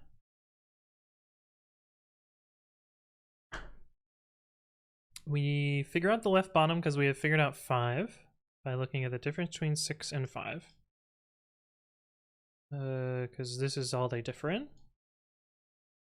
And once we have the left bottom, outdated version. Thank you for the resub. Ooh, that gets you a fancy new badge. How are you doing? Good to see you again. Okay, so now that we know the left bottom, we know that we can find So 0, 6, and 9. We've already found 6. 0 has the left bottom, so we can find it from that. JSP, thank you for the sub with Prime. Appreciate that.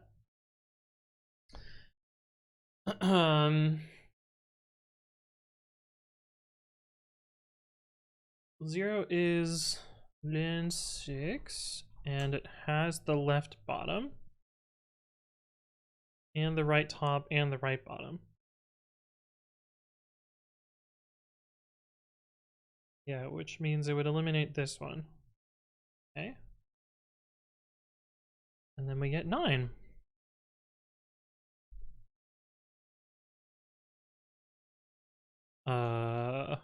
Why do I have a wildly different number than this?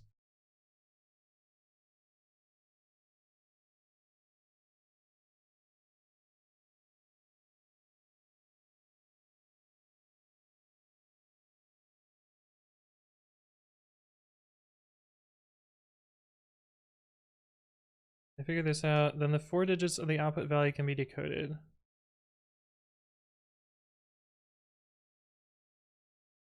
Five, 3, 5, 3.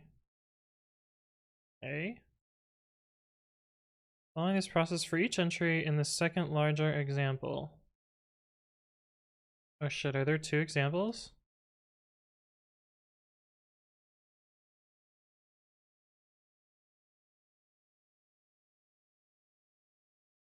Consider this larger example. Yeah, that's the one that I have. You get all those numbers. Oh, what the fuck? How do I... Oh, I have the wrong number. This is the expected number. Okay.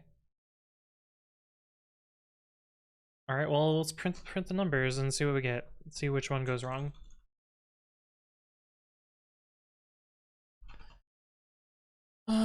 Since we have that information... 4938.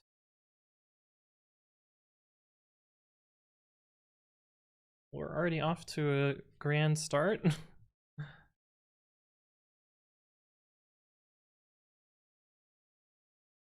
Why do we have 8394 here? Did I convert them to a set too early?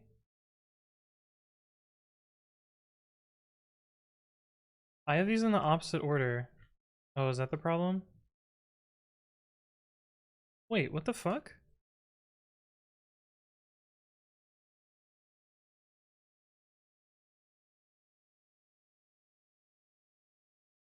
I have 4938. Mine is backwards. How did I screw that up? Oh, because I did the digits backwards. Yup, that would do it. I tried to get too clever and was punished for it.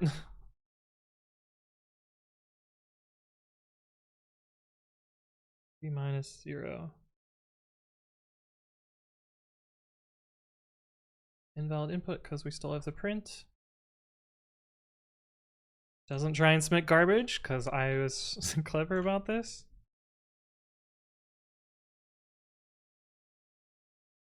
Oh god, why is it so slow?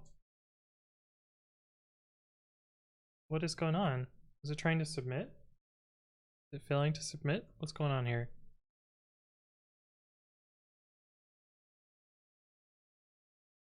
Temporary failure in name resolution. Everything went wrong this stream. Well, we got there in the end. It's always DNS, yeah. What the fuck? I don't know why my machine is having trouble with DNS resolution, but that's why we print it out so that I can check it here. Oh boy, that one took a long time. That took quite a long time. Not actually bad on the rank though, but I spent a real long time reading for part 1. I don't run my name server, blame AWS. It's probably my network connection, given it just died. So it's probably not your fault. But let me read on the chat that I missed while I was gone. Holy shit, I missed a lot. Okay, things were down.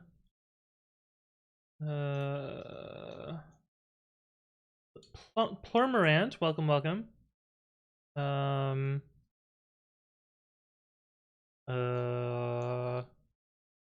most of my chat history is gone because the network went out. Eighth Wall, good to see you. Picked out a keyboard. Ooh, with a turning knob. Fancy. That looks nice. Oh, someone caught my is and in typo. Thank you, Panic Point. Why the comma? I did a video on this. It's gonna get the right video. This is dead.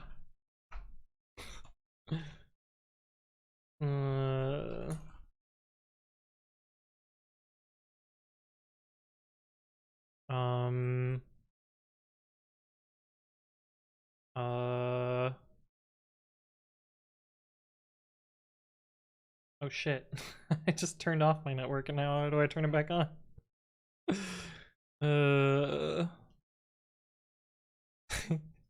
This must look really funny to anyone who doesn't know how my stream setup is. Like, oh no, you turned off the network. What are you gonna do now?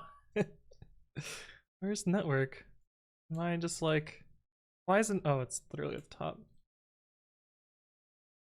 Bring it back. Connecting.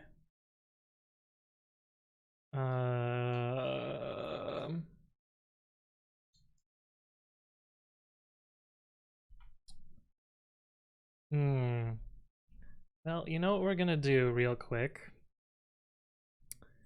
is I'm just gonna turn off my computer. Bye, street. No.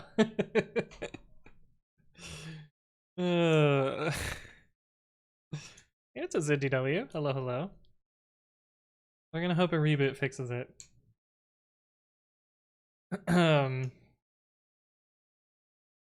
Because yeah, who knows what happens. Hey, what's up, time traveler? Enable chatbot. Yeah, let me hopefully get this back running. We'll see. Why do you iterate from 3 to 0 in the sum? Oh, because I was trying to be too clever. And yes, my password is bad password. That's my VM password. Okay, network is working. That's good. Hello?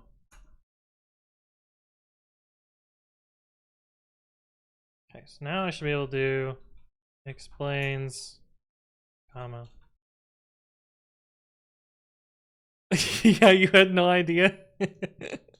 Oh, it didn't get the right video. Comma assignment.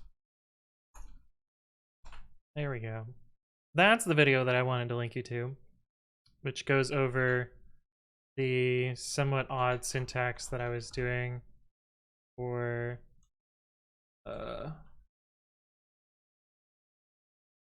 part 2. This syntax here. Basically, this is unpack the values and assert there is exactly one item in it.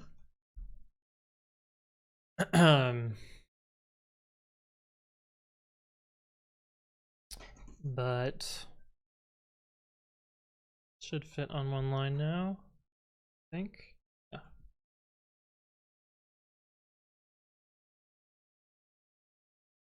Okay. This seems reasonable. How would I make this better?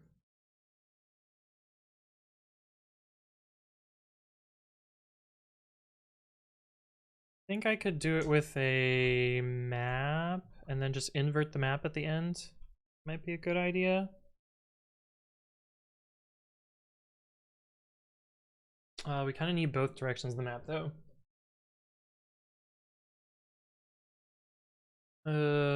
Yeah, let's try that instead. Just clean up this code a little bit. Num to s equals this. Num to s1. Oh, before I do this, hang on. Hold the phone. Let's commit the first part and git add that so I don't blow away. I don't blow away my actual work here. That would suck. Today's solution parse time 200 milliseconds, solution time 60 microseconds. Oh, nice, cool.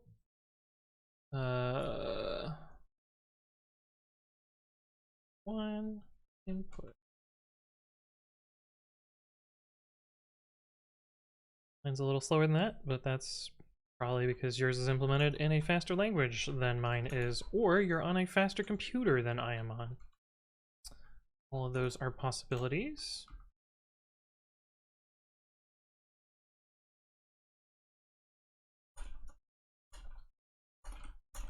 Day 8, part 1.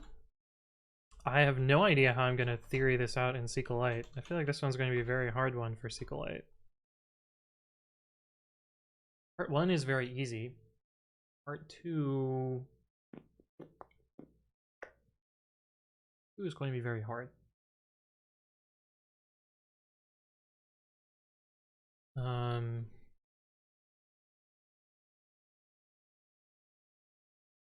Maybe. Might not be that hard. I don't know that there's a good way to sort the strings, though. I will have to think about that. But before we think about it, let's make my part 2 a little bit better.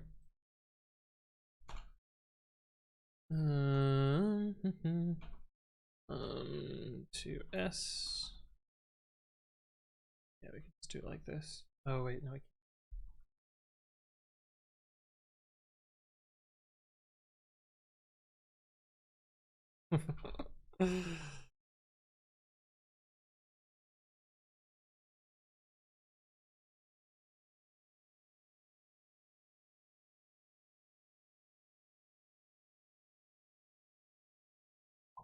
Bedtime. Thanks for stopping by, Declan. I'll see you around in the future.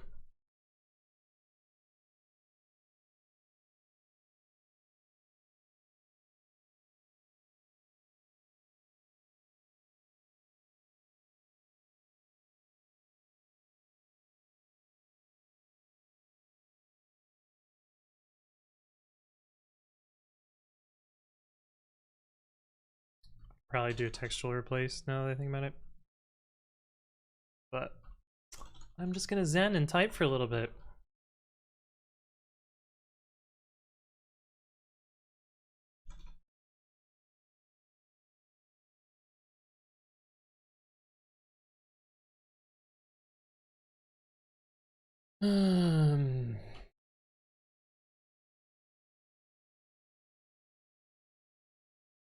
Disable DNS. Yeah. If only that were a thing. Oh, I guess to be fair to silly buttons, we'll enable them.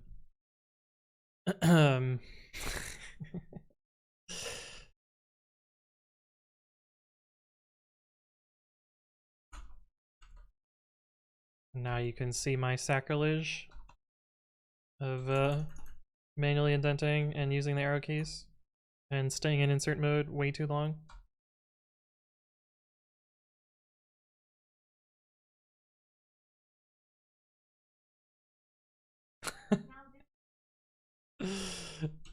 Extending the time, I see.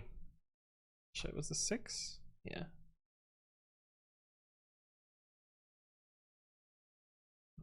Oh.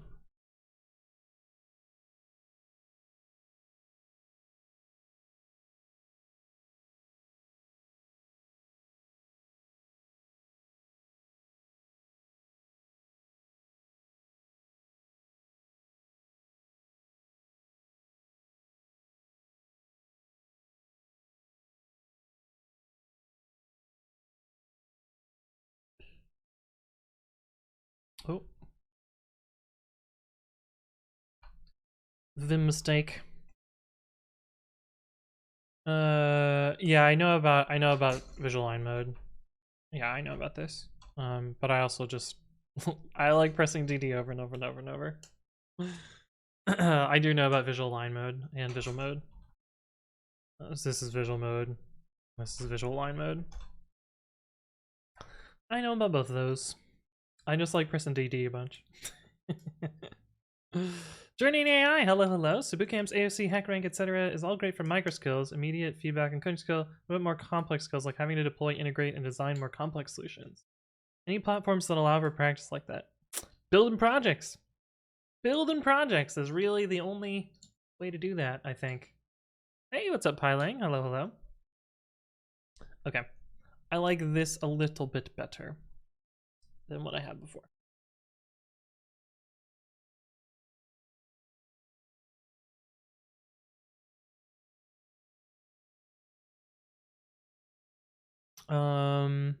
Is there a way I can figure out 9 and 0 up here? That would make this a little nicer looking. Or maybe...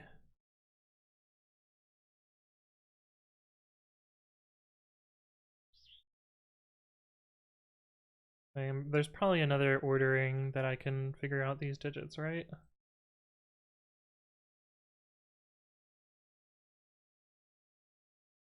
X and 9.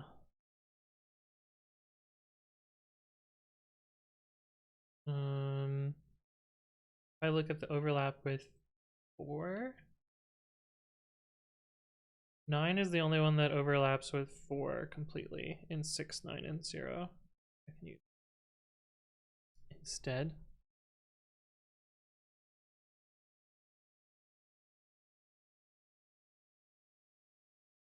Num to S9.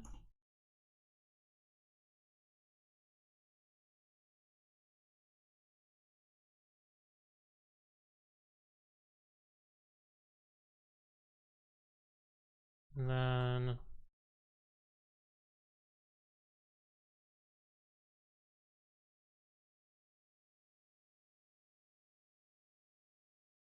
num to S6, num to S9. Nice. Oops. Does Vim have a thing to comment outlines? We don't need to be in Vim anymore. Babby has that feature. Use Babby's features.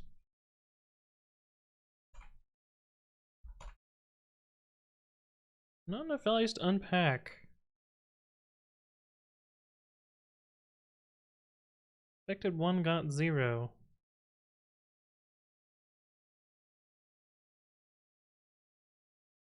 What? What do you mean?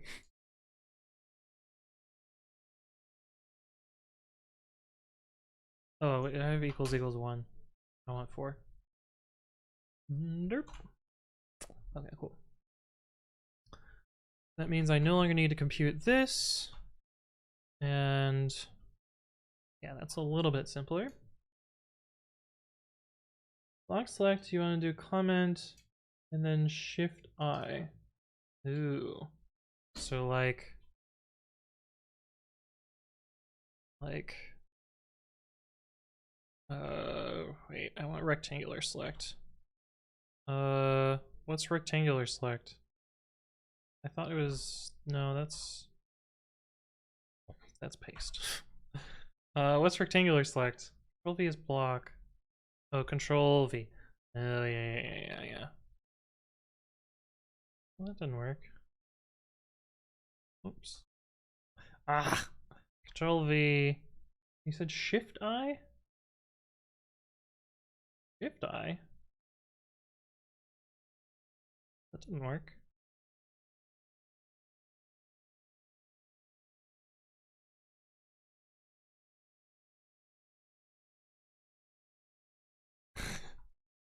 I don't fucking know.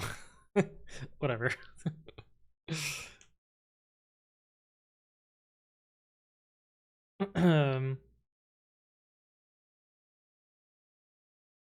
It's whatever.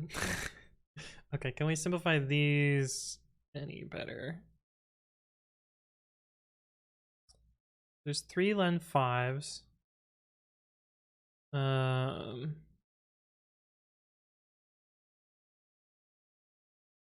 We can probably do this same thing, but against 6.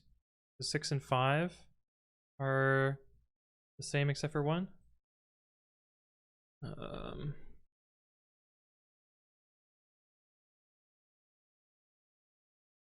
So 5 and 5 is 5. Right? Juice Box Hero! How you doing?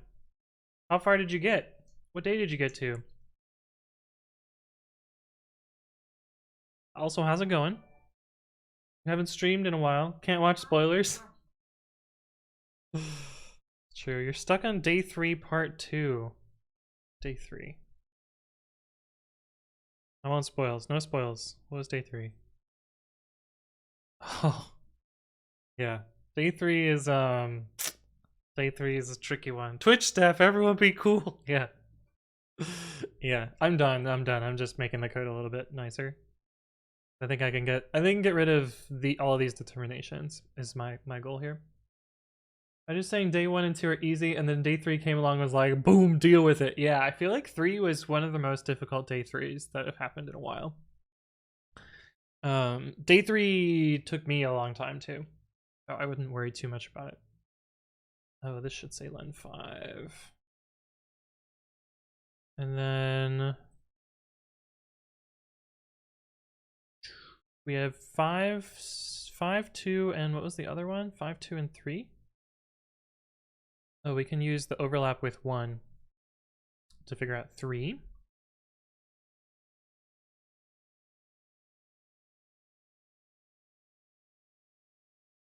And then 2 can be len 5 minus num2 s5, num2 s3. And then I don't need to do any of these.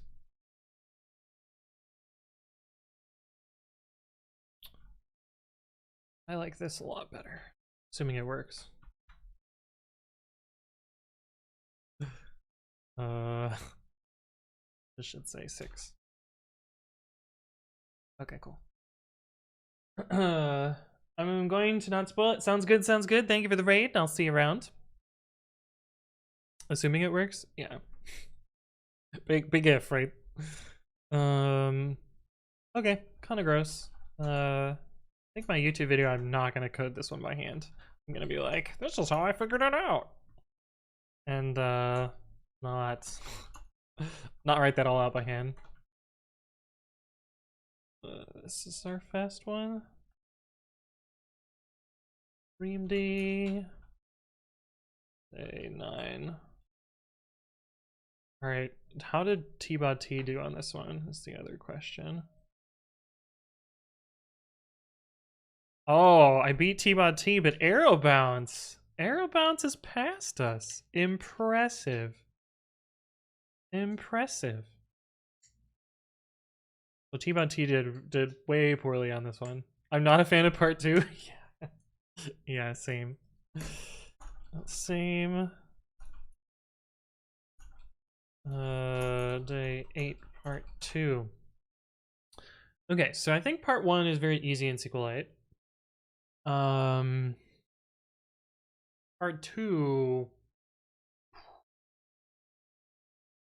Hey, what's up, check stores? Yes, this is Advent of Code. Indeed, indeed. Oh no, not the sequel. Yes, this is Advent of Code. Part two is very hard in SQL. Did I write day 9? Oh, I fucked up this one though. Good call. It's like, did I stutter? I did. You got me.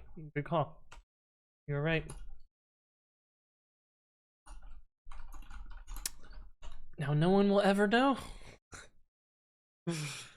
Friend linked me that yesterday, but I haven't had the chance to check it out. Yeah, you should check it out. It's a lot of fun. And if you want to join the private leaderboard, we have got one on the Dicksword. Dicksword. And do you see Eric in chat? Eric created it. And he's right, it is fun. He's not just saying that. It actually is fun. What? Where? Okay. Part 1's very easy in SQLite. I don't think that one's going to be interesting to actually work on. Let me think about whether part 2 is even remotely doable. So let's theory prove this a little bit.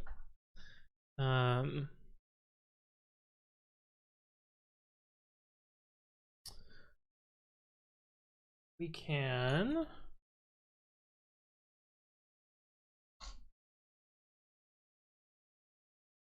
So the end is just a big sum query. That's not too bad. Select sum of something from lines? From line number? Line number. We need a table of the line numbers.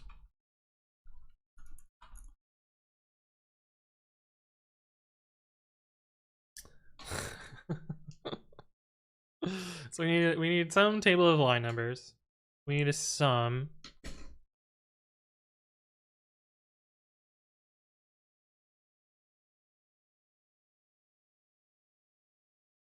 Luis, thank you for the follow. Welcome, welcome.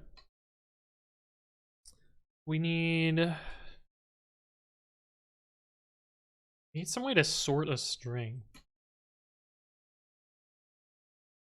Sort string SQLite. I don't think there's a thing.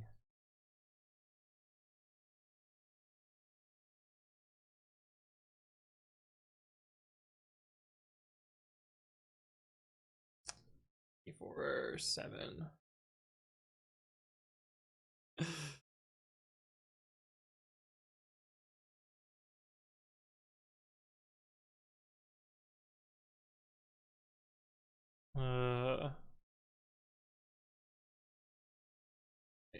Create table at yes.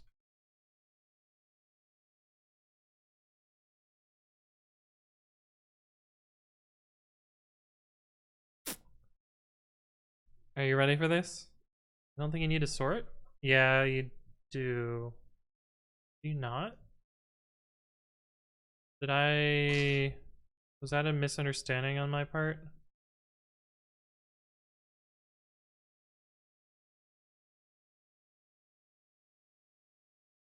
I think we found that some of them were not in the same order always.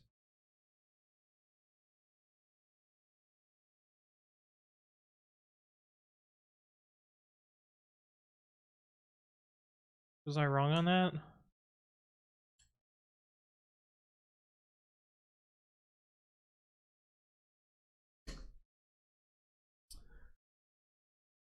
Let me double check that then.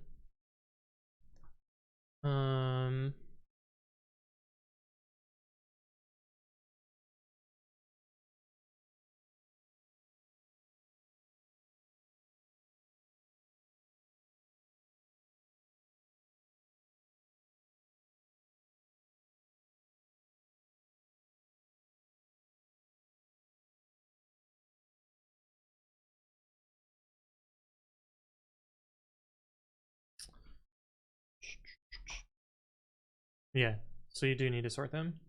Yeah. You just check if each letter is in another string without caring about the order. Yeah, that's much more complicated than just doing an equality check, though. So sorting them is helpful. But what you're about to see, what you're about to see is that I can do this in a different gross way.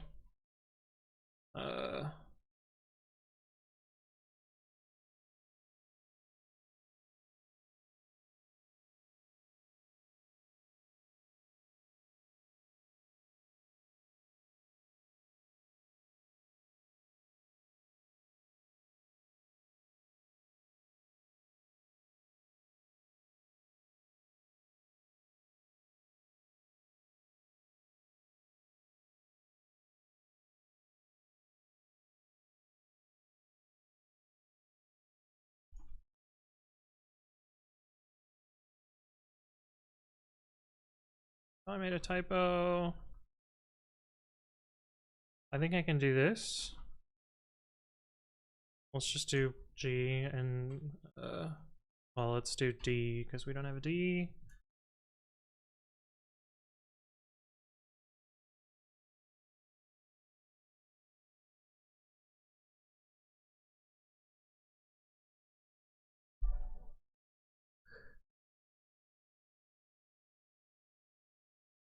I have a typo somewhere. No. Checksaurs? Wait, you weren't following Checksaurs? I've seen you in the channel so many times.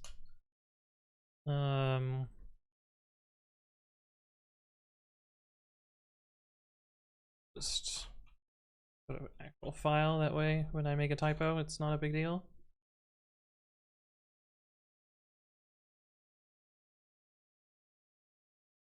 Where was the typo?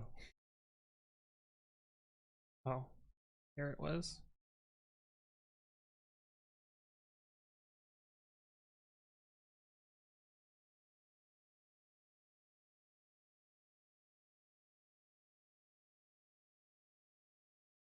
Oh.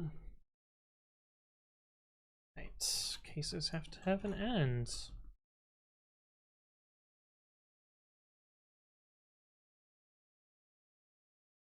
Okay, so that's how I can sort. Oh, you're here from the raid last week. I see, I see. All right, I'm gonna go fill my water. I think this is doable. I will be right back.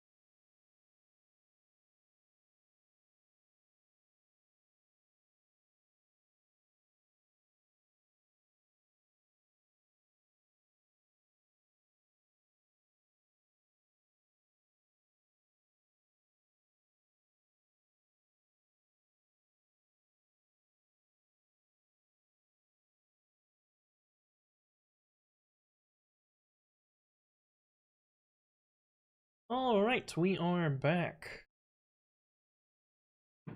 They don't have a D? Snow Cone! How are you doing? And Kabiru Twitch, thank you for the follow. Welcome, welcome. How was the rest of your stream? I didn't get to catch the end of it. This is not super helpful. Okay, so what is our theory here? We need to do parsing, and in parsing we need to figure out how many lines there are. The question is whether I can do all of this. Can I do all of this in one expression? I can definitely do these. These are very easy. Oh, this overlap. How am I going to do this?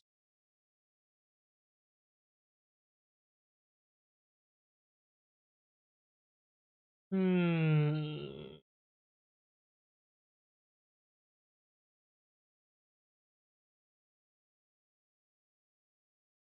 can hard code it? I lost all my ranked games in League. Oh no. Rip. Oh, I should check if Launchpad succeeded as well. Because we just kind of yielded those builds. We never checked if they actually build.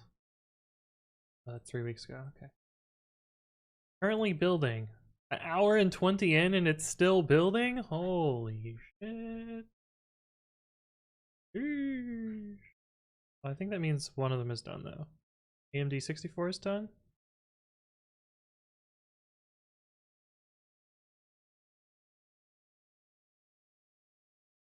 Let's do 3.10 and all states. ARMHF failed to build. This succeeded though. I don't give a fuck about ARMHF, so good. Okay. I think we can do all of these. We know the row. Give the rows an ID. We build that up. It's probably best to create a table that has each of these in it. We could even do it. These could actually be update calls.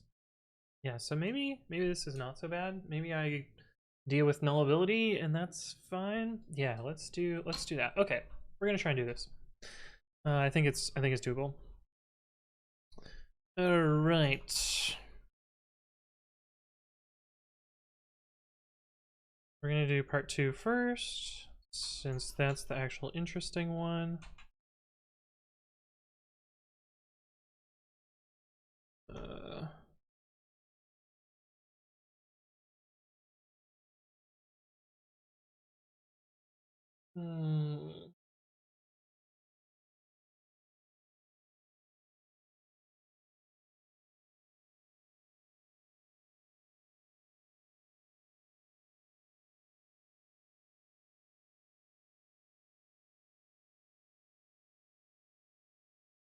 So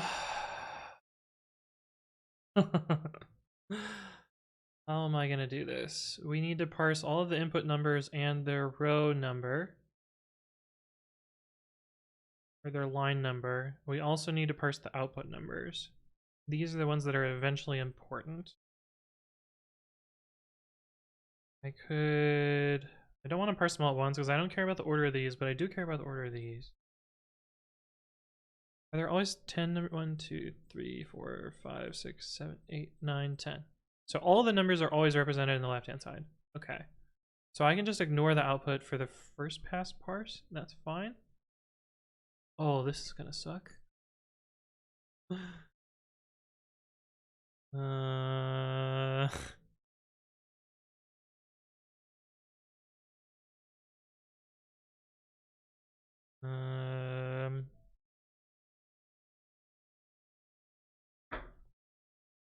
Well, let's just do the easiest thing. So, cursive, we're going to have a string in the rest as select empty string, select s char 10 from input. And then we get this where at rest not equal empty string.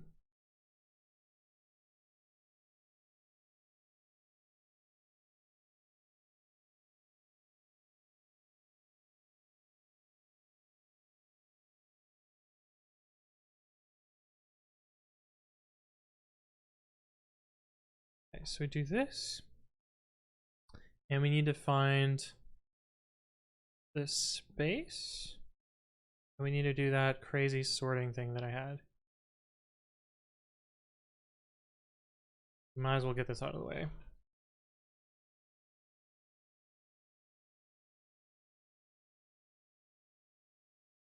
And I don't have to capitalize these, I'm doing it because it looks nicer.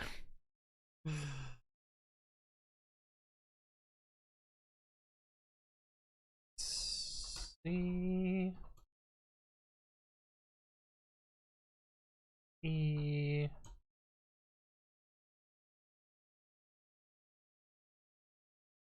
That's all of them, yep. Oh, but we need, this part needs to be a subster. We move this out here. Yeah, we'll just do the substring parsing in there and we'll do this out here.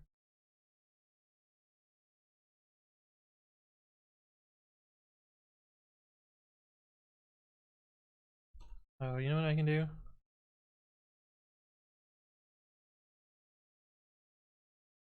This is a little bit easier than what I was doing there.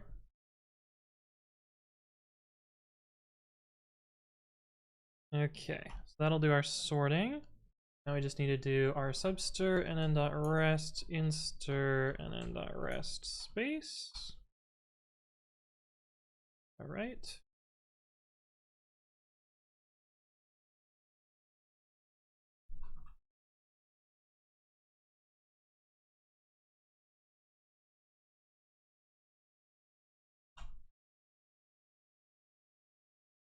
We want one this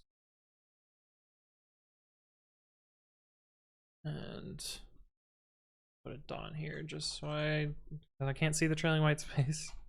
Okay, so it's actually -1. One this -1, and then we have to detect if we're here.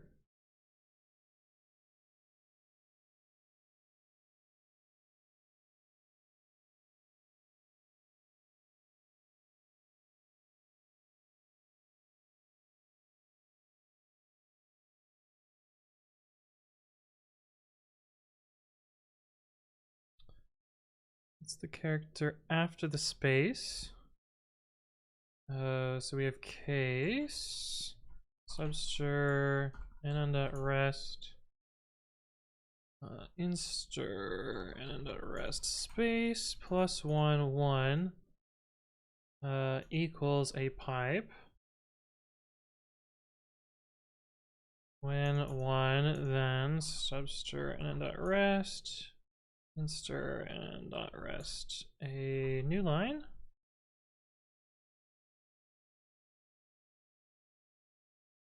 Otherwise, you look for the space. That should work. Let's actually get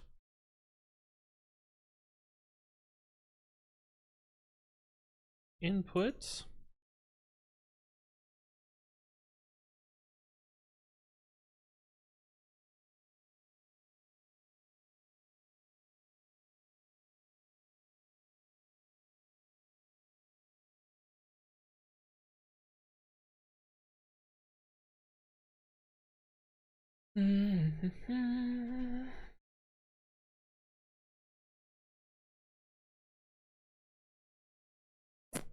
Error near else.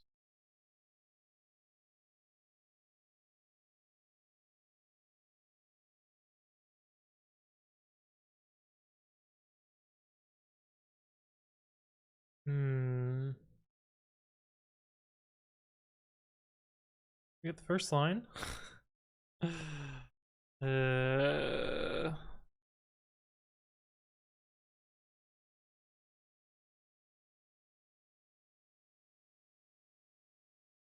C+1.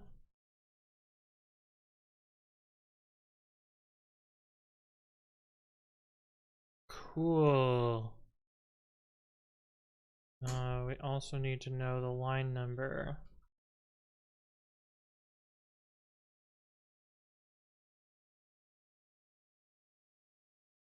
So we do the same thing.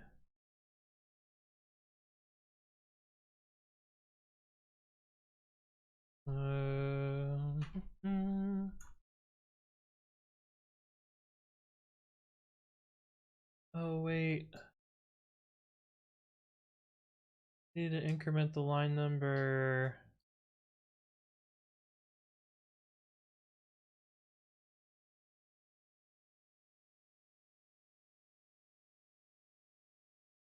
We need to increment the line number after the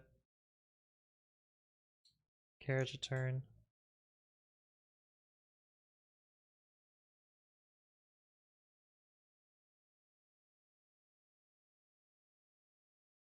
Wait, how do I do this?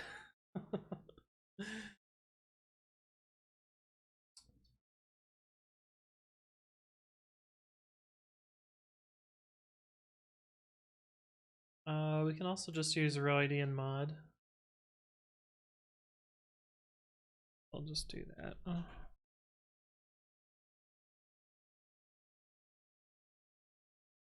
I'll just integer divide.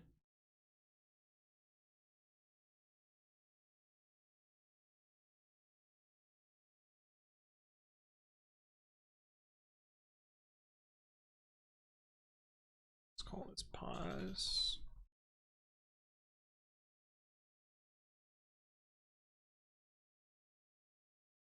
There's cast and SQL, right?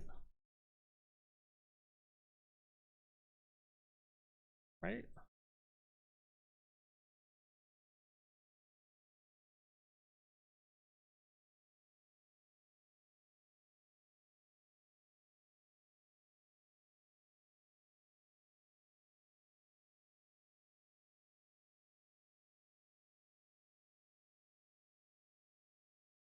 One, 2, 3, 4, 5, 6, 7, 8, 9, 10. 1, 2, 3, 4, 5, 6, 7, 8, 9, 10. Okay. So now we have parsed those. Oh, that hurt.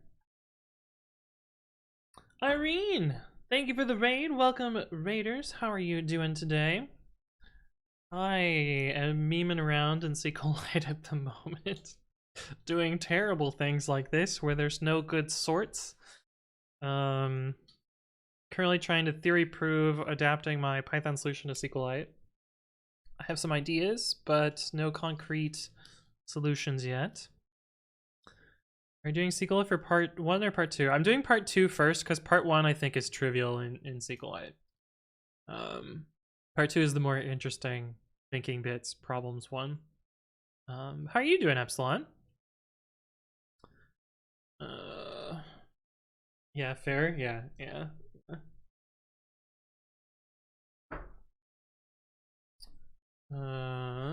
Create table numbers, line number, int s, string. Oh, and then we can just do value. Yeah. Then I can do insert into numbers, select this and null.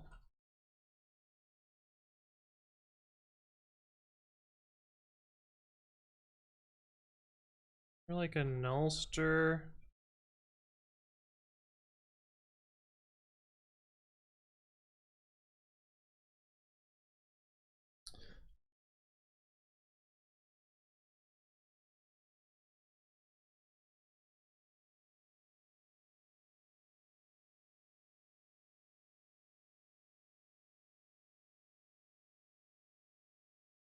Null value.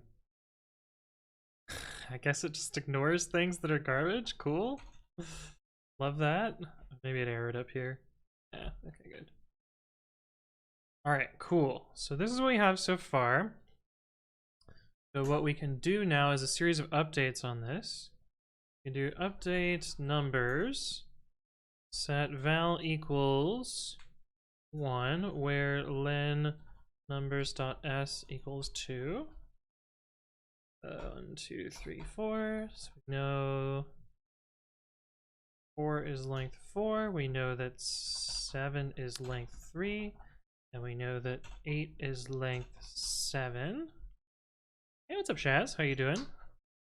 That did not do anything.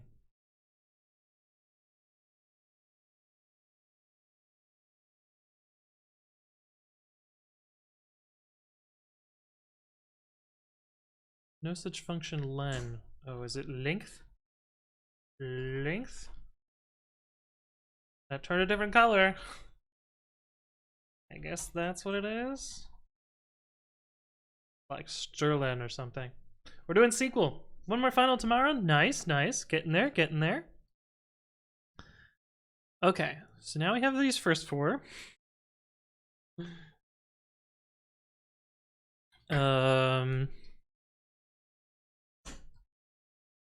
Now I gotta do the rest of them. So the easiest ones to do are these ones.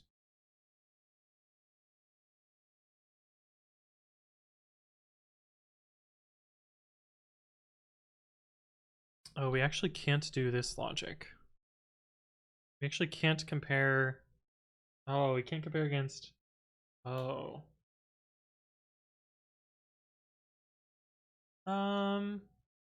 No, we can. I think. It's gonna be ugly though. Sequel in quotes. I mean, it's sequel. There's some wild shit going on, but it's mostly sequel. Okay, I guess we try and find the 6 next.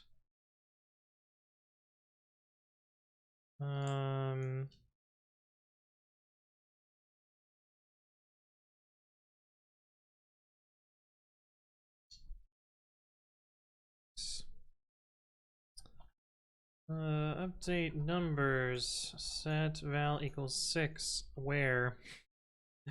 This is where we do the heavy lifting. Length numbers.s is equal to 6 and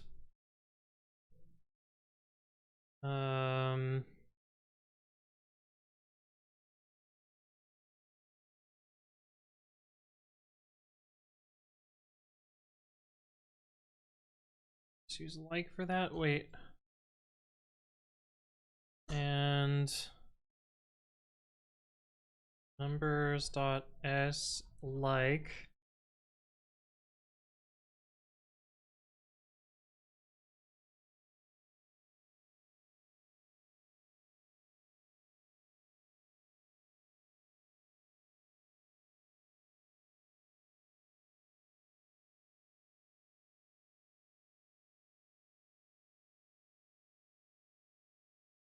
holy shit.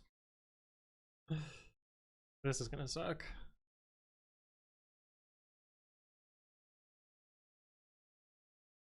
Select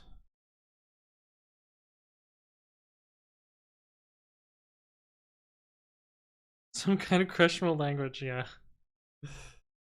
Where into dot s into dot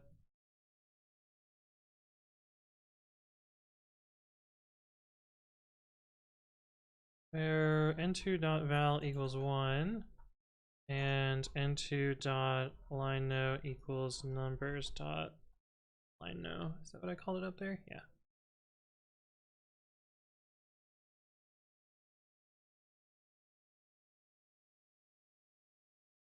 Line a reserved word, or can I make this slightly shorter? You highlight funny? You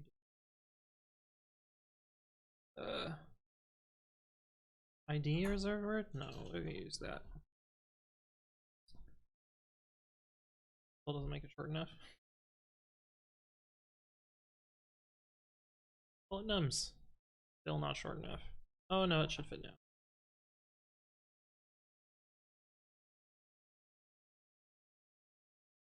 Okay, subster of that from position 1, length 1.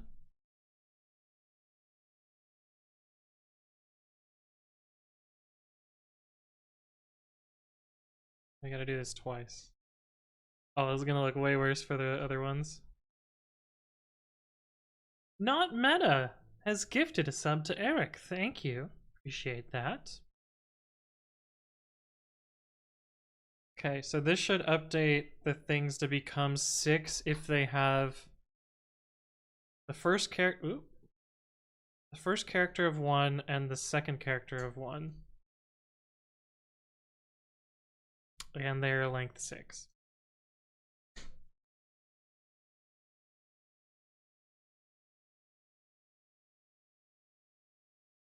And it did not work.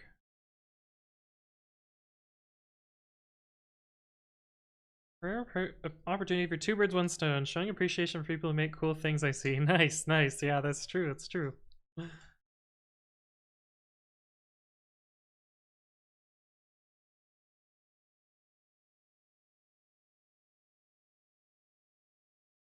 I guess we...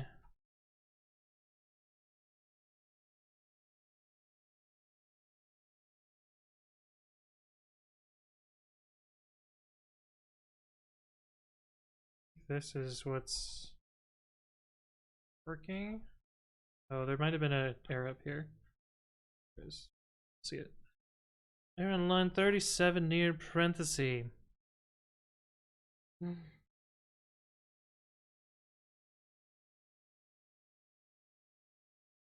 Oh, trailing commas.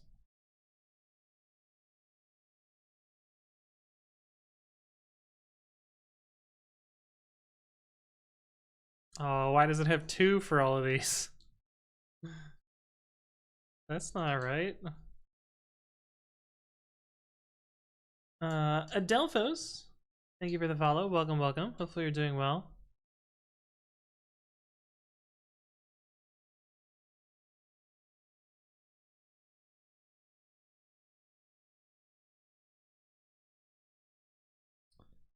Fix this in our select query up here. See what's going on.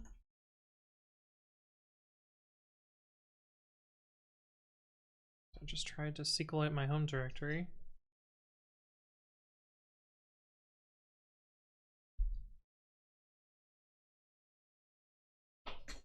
So if we change this to a 2.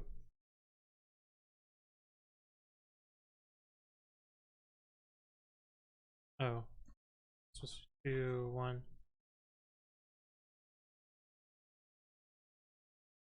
Yeah, what the fuck? You don't overlap with BE. Oh wait, you do. Wait, they both do.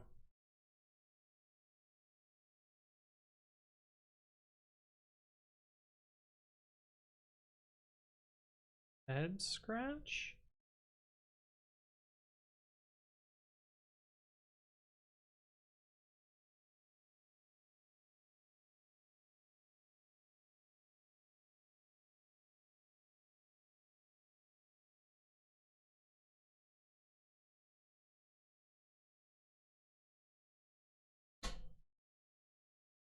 Oh, SQLite had trailing commas.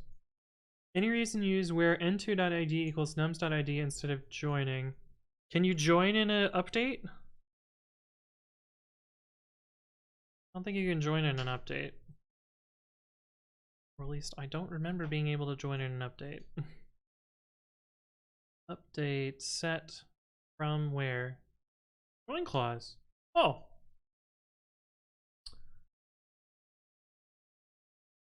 I didn't know you could join on that. That makes this a little bit easier.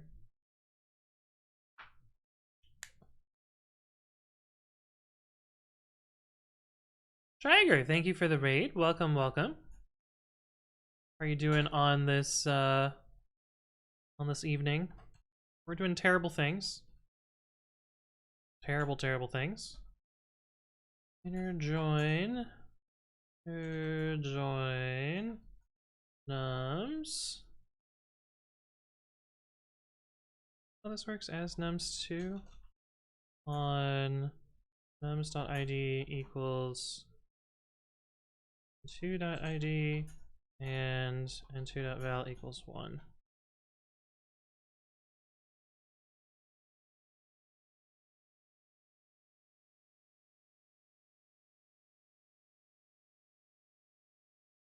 Yeah, that makes this a lot simpler, assuming this works. How was your stream? What were you working on?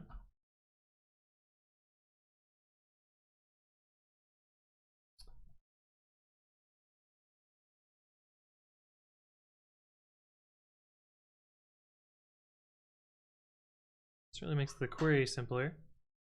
Tom, DataPie, empty grocery bag, and Sure Solar, welcome, welcome.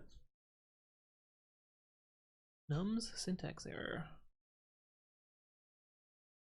I forgot my join syntax. Join clause. Table or subquery. Table as table alias.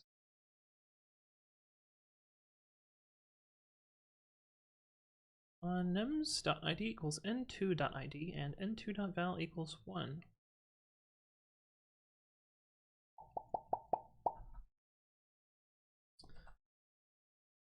Little and hanging out there. Mostly answer questions. Also shrank my Windows exe by 51%. That seems pretty significant. How did you manage that?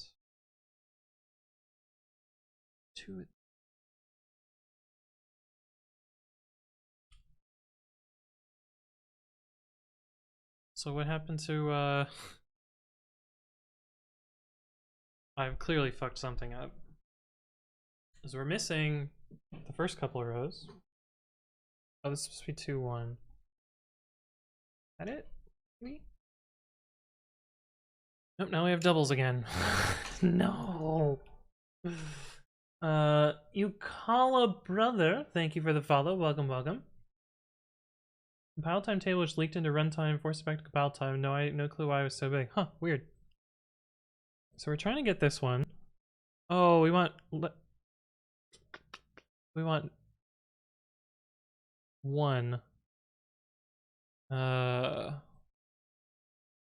We want this plus this equals 1. We want overlap of 1, not 420 son, thank you for the follow. Welcome, welcome.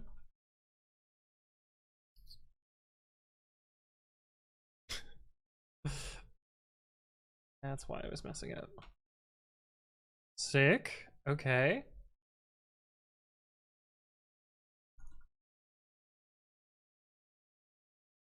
All right. I think it's coming along now.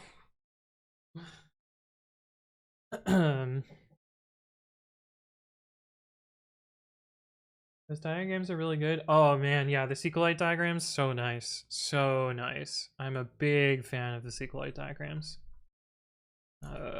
Definitely has helped me learn SQL over the years. All right, so for 9, it is a little bit trickier. Not impossible.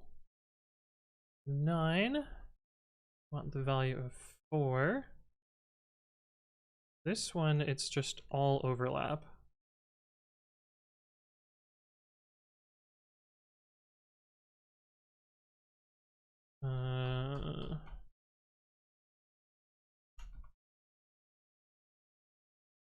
It's just to make sure that this gives us just those rows. Yes.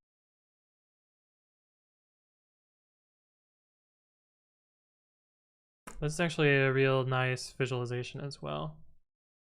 I'm a fan of that. So that gets us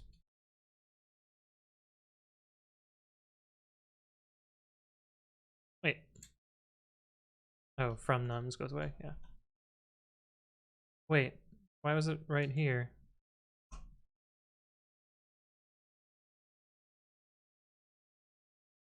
Wait a sec. I thought we could join on here. Update thing, set thing from table or from join clause? From join clause?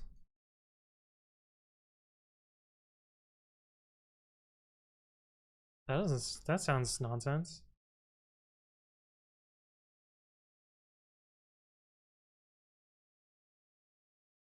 Update qualified table name set thing equals expression from. I don't think you can just go straight to join clause, can you? Oh, from table or query join.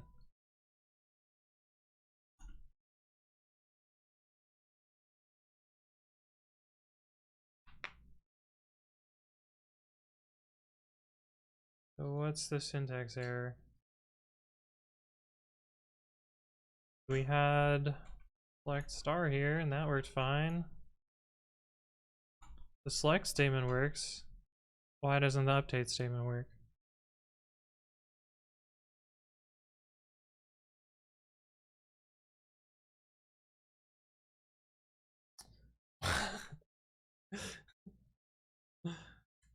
value to val?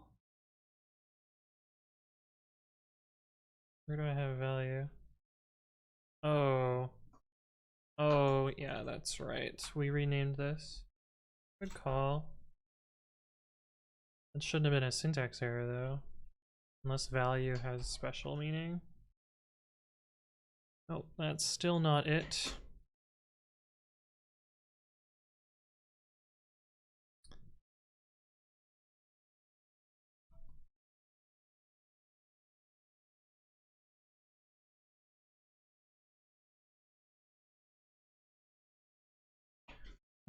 Inner join on update SQLite.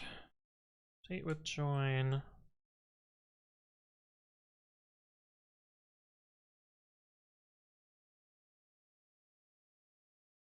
Since August of 2020. That's why.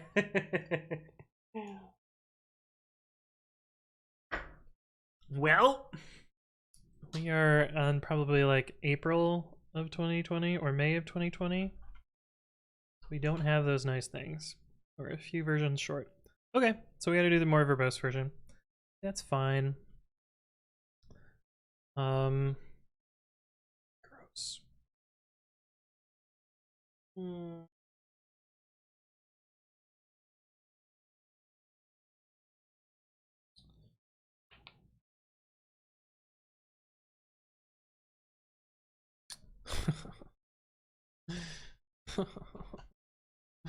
Oh. This song has been looping. I'm losing my mind. We're on to the next one. How do I make this look not shit?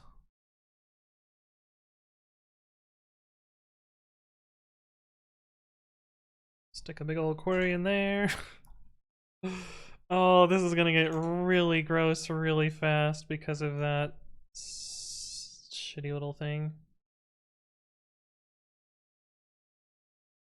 That sucks. Is there a better way to do this?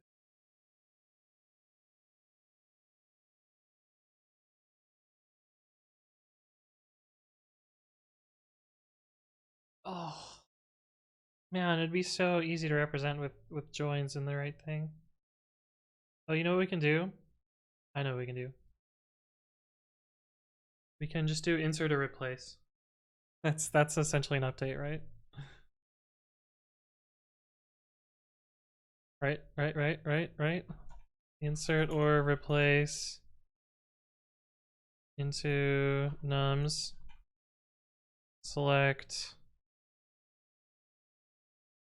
oh,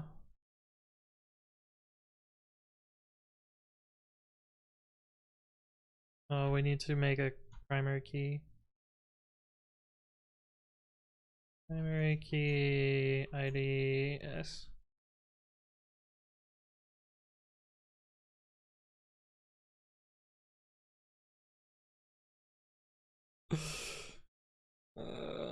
SQLite does not have update with join. I think this will work.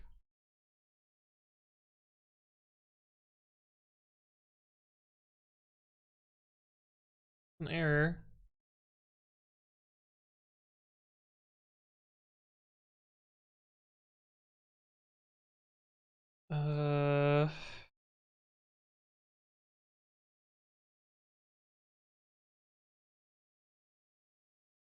Eight values here, 2 values at the bottom. They're out of order, but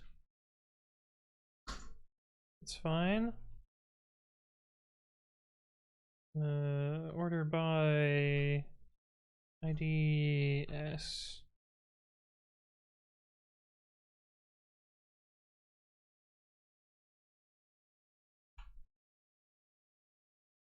Right, we don't have nice things. Can you just run it in an online editor and call it good? No. we got it. We're fine. We're fine. Okay, so now we just need to find this one.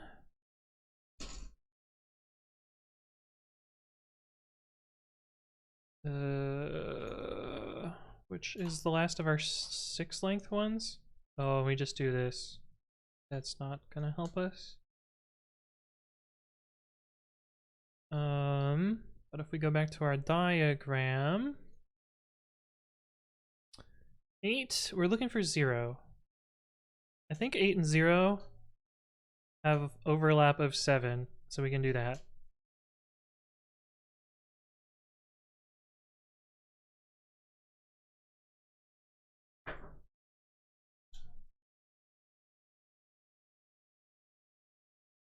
Is there a shorter one that we can do though?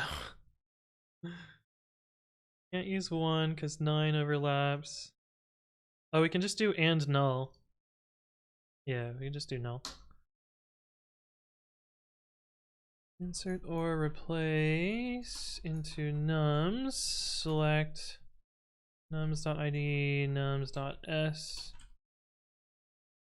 Oh, I think we can actually just do an update here. Update nums set val equals 0, where is null val and length nums dot s equals 6. I think we can just do that.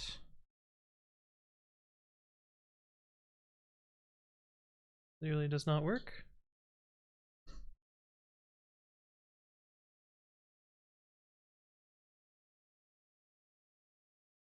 Oh, it probably gave me an error up here and I just ignored it. Yeah. Cool. Okay. So we've done all the 6-digit numbers. Now we have to do the 5-digit numbers. And then we have to do the sum.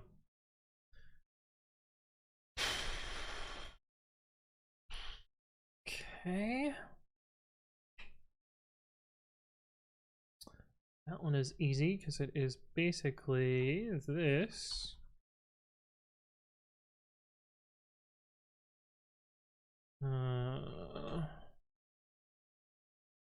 Should be 3, and this should be length 5, and it has double overlap with 1.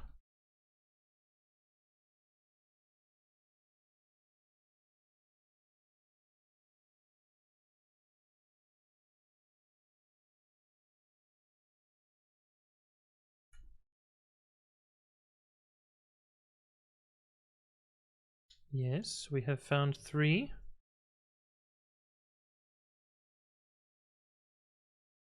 Cool.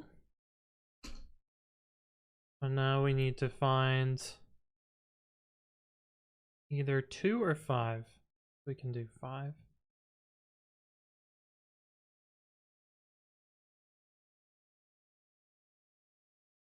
It has full overlap with 5.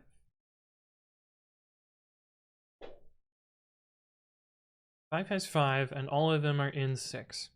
Okay. So, nums 2.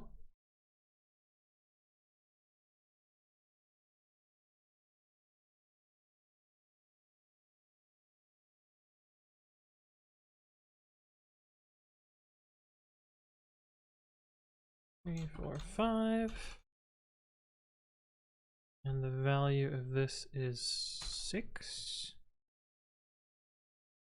This is a 5.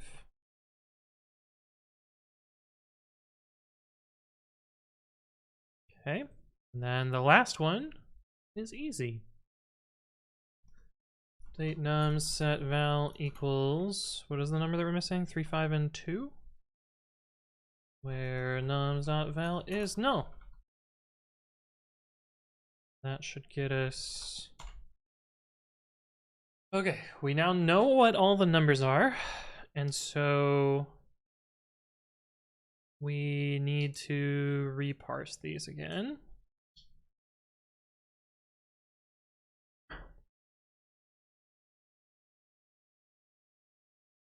Which is going to be annoying.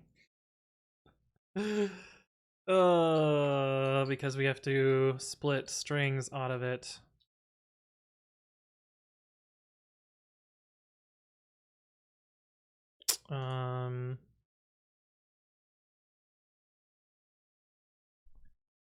but let's do this now.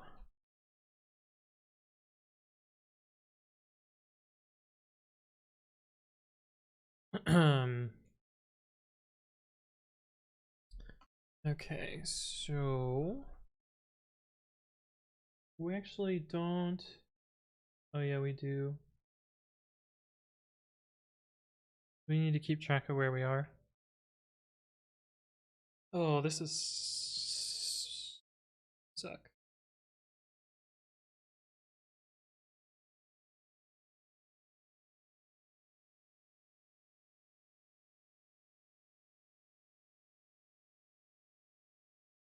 Hey, what's up, Sure Solar?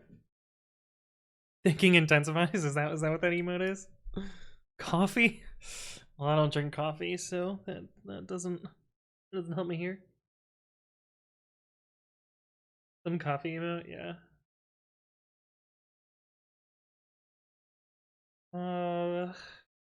Parcel 4 numbers at once? No, that kind of.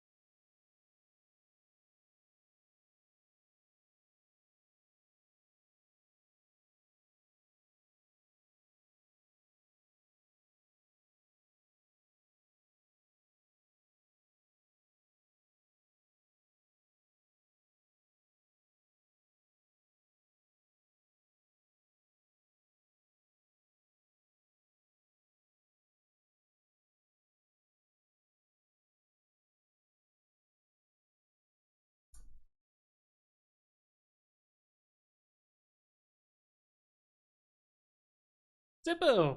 Thank you for the follow. Welcome, welcome.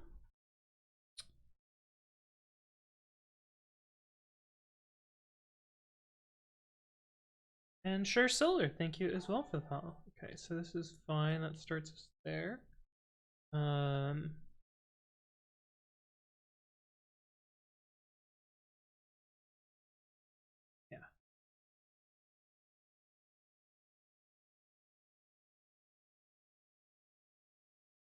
Oh, except we don't have.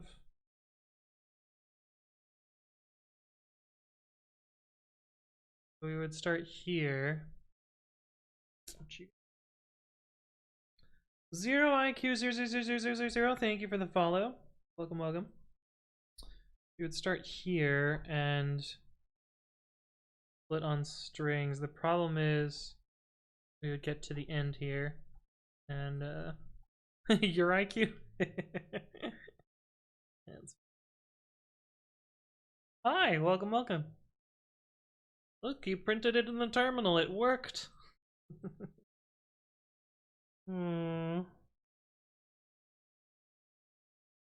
We basically need to detect when we don't have a new line. Can I use min?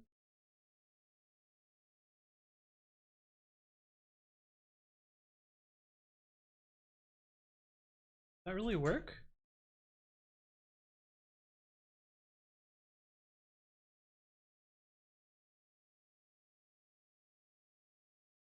Why does that work?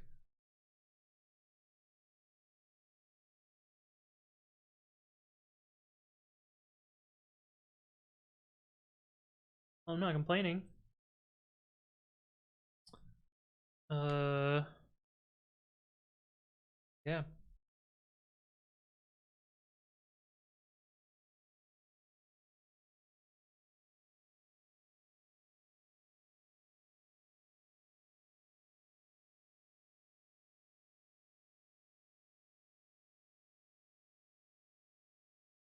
Yeah, I'm not complaining that doesn't work.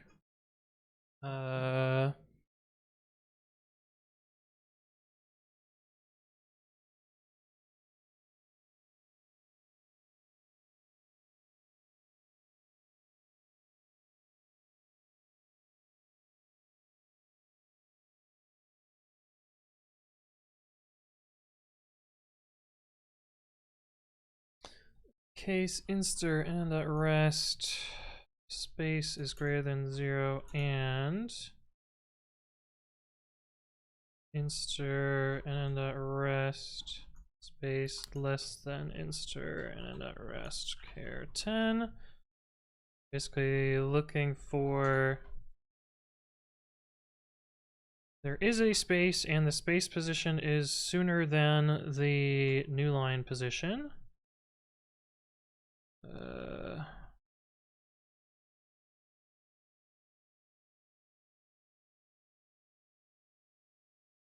We do this.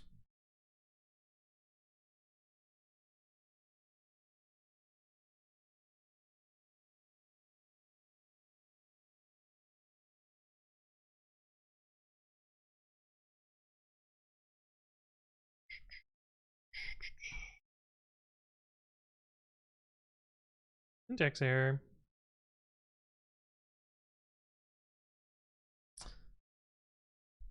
Line 84, error near from. Oh. Somewhere in here, there is a syntax error. Yay! Where is it? I think it is a parenthesis missing here.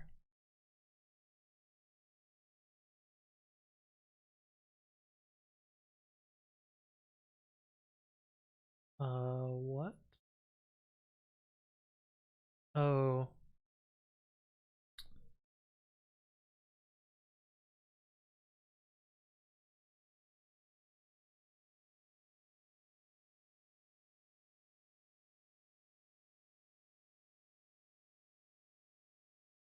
Oh, this is more complicated.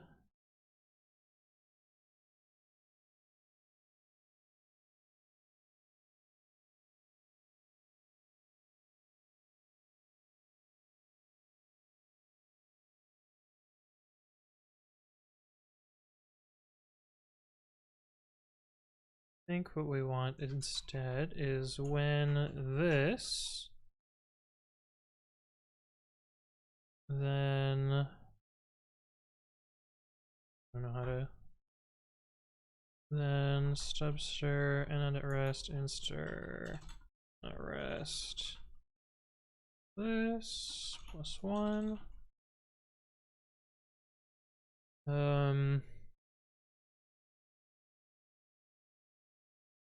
When instir and then at rest this is greater than 0, then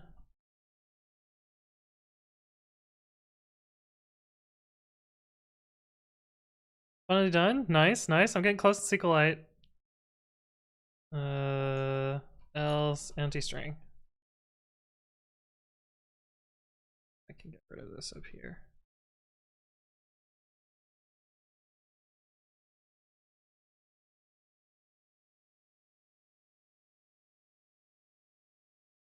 Can I not do case statements like this? Is that not how this works?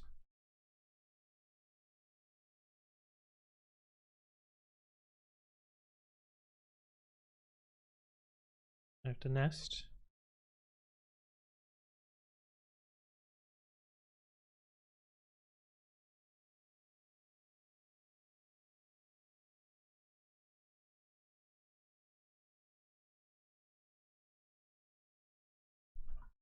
Fine, I can nest. That was not the bug. The bug's in another castle.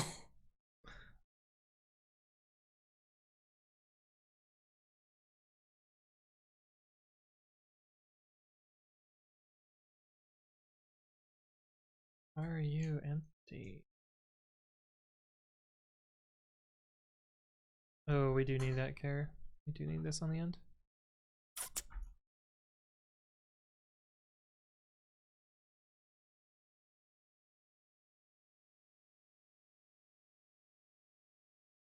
$38. That number is not right. I expect 39. No. Hey, what's up, Where's X? How you doing?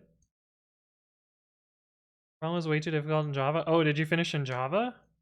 I thought you were done in Snap Logic. I was gonna be very impressed.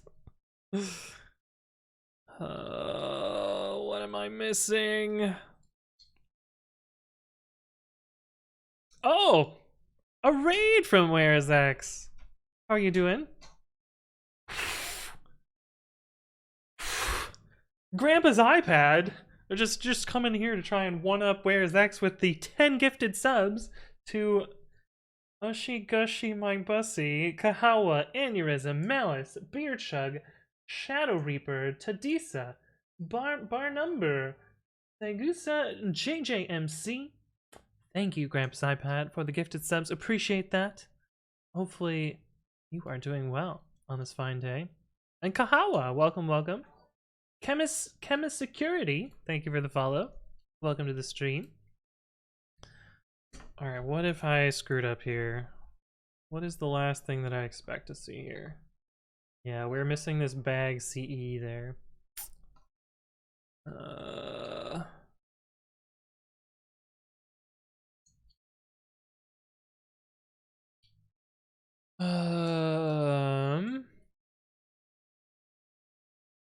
So this is false. That's the problem.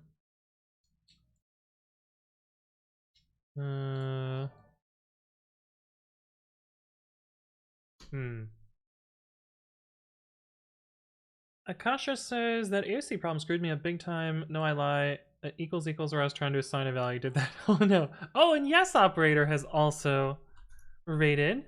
Thank you for the raid, Yes Operator. Welcome, welcome. How is your AOC today? How is your AOC today? Where's X? I'm so close. I'm so close to getting this done.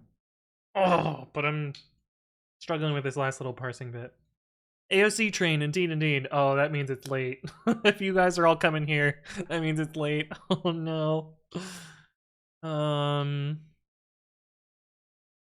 We learned last time that there is no power. That's later. Stop thinking about that. We're not that far yet. This is the fucked up statement, I think.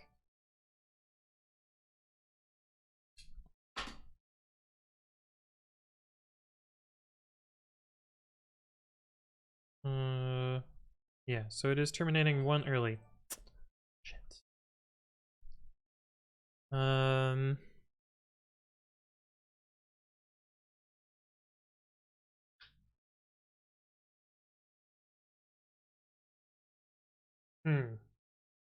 Just finished my Google Sheet solution. Nice, nice, nice. Mine was a struggle bus, but my chat helped me through. Awesome. Well, I'm glad you got there. This right. I did this to make sure there's a new line there.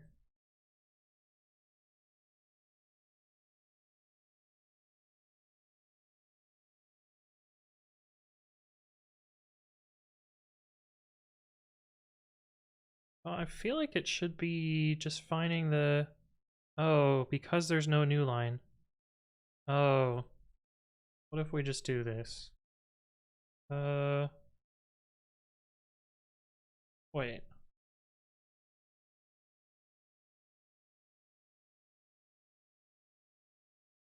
Are we even getting these right? FDGA, CBE, CEF, CEF, GCBE, yeah?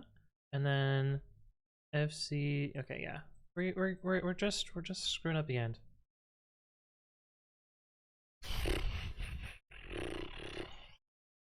Only sequel, yeah.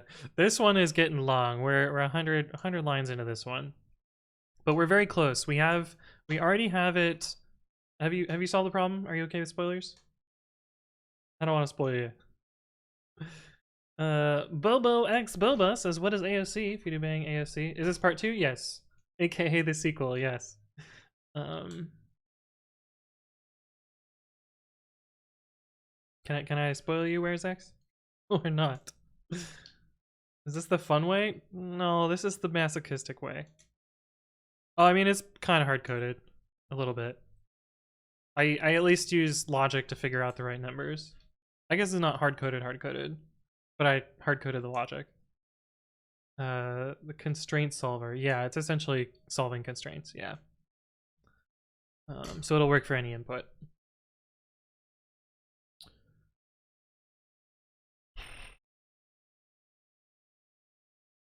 Okay, so we're parsing a string. We have 3 cases. We are either at the end, where there is a new line. There are no spaces. There are no spaces. I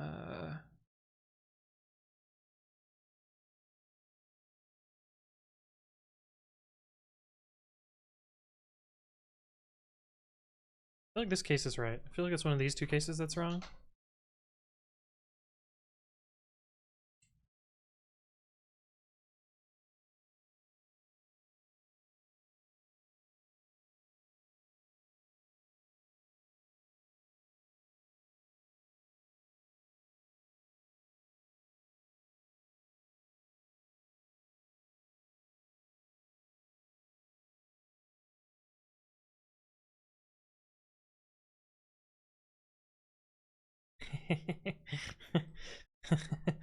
That goes forever. That's clearly not right. Wait, what the fuck?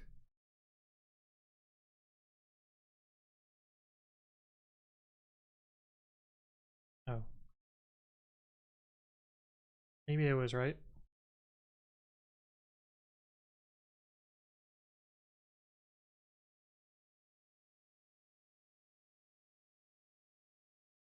Still not right. Damn. How did you even train your TensorFlow? Oh, I just did that part with my brain. SQL is at least a more sane tool. Oh, I see. You were talking about TensorFlow. Yeah. I don't even know how you would do it with TensorFlow. Oh, this sucks. Okay, so let's just rewrite this statement without looking at it down here. So the first case we want to handle is there is a space. So we have inster nn.rest space is greater than 0. And there is a new line afterwards. Inster nn.rest char 10 is also greater than 0. And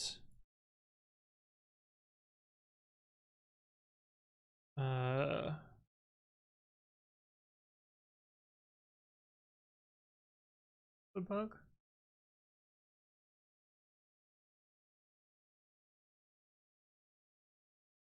No, because we know that works.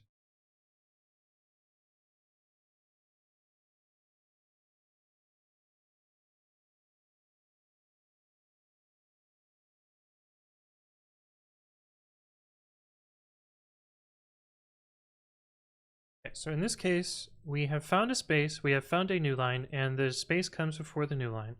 So we would do a substring from nn.rest to inster nn.rest space plus 1. Otherwise, we have not found a space, or we have not found a new line. We always find a new line. So we have not found a space. So we are at the end. Scunchley, thank you for the follow. Welcome. Oh, and I missed Arisa Snowbell. Thank you for the follow. Welcome. Biniar, how you doing?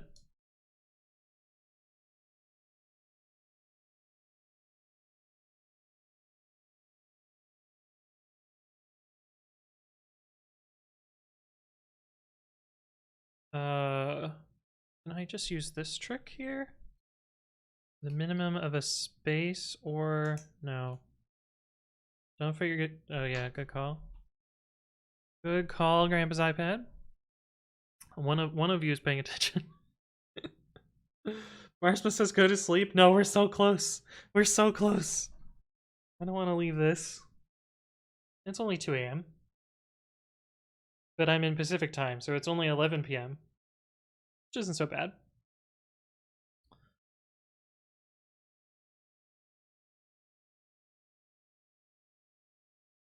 Okay, then I think we just need to find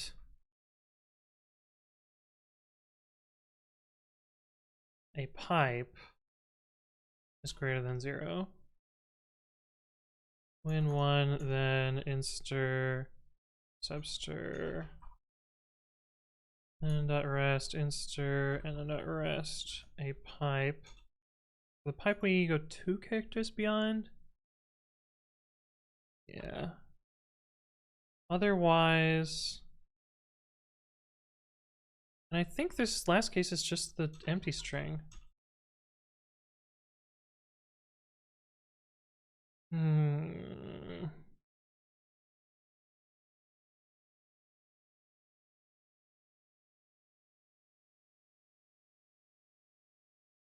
feel like this is the same code we just wrote, so I don't think this is going to improve things. Okay.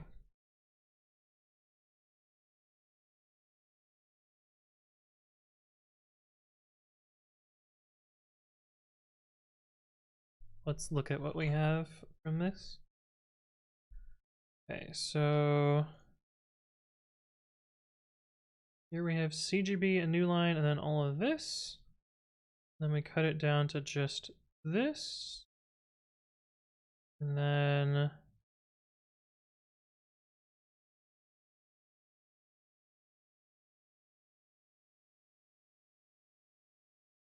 yeah, why do we not select anything here from there?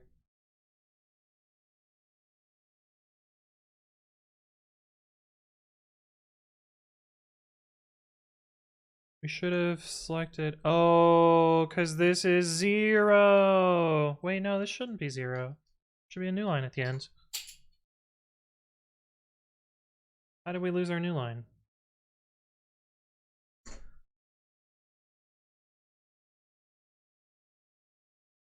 Two new lines.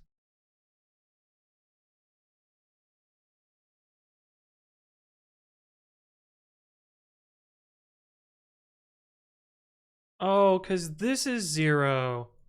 Fuck. Oh.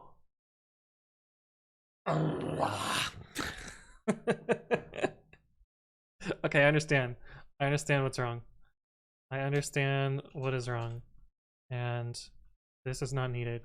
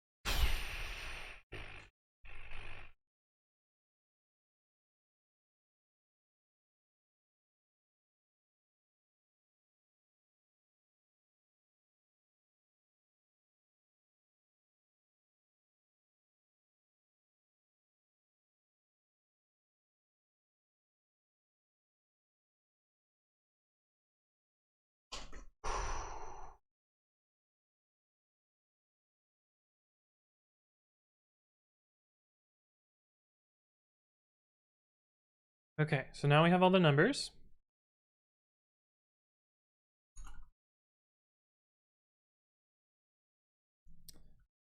We do need to do this sorting thing again. Thank you for the follow. Welcome, welcome. Hopefully you're doing well. So we need this same hacky shit as before.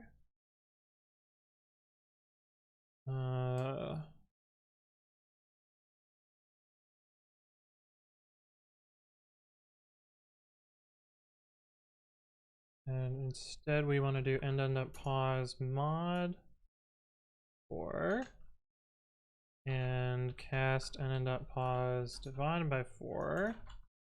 That'll get us the row ID, the position. Don't need this null.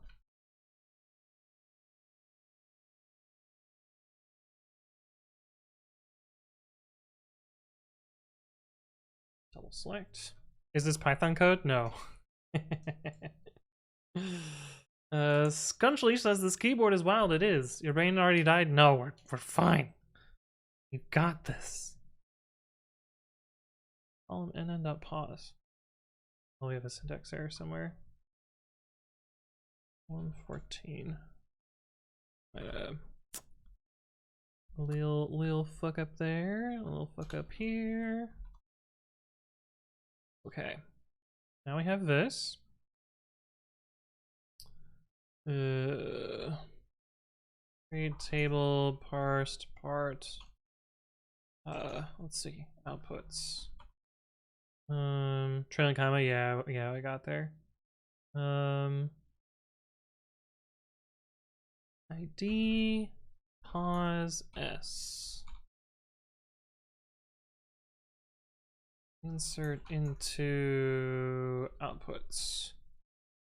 Okay, so now I just need to do the big old sum. Select sum. Oh, but we don't have power.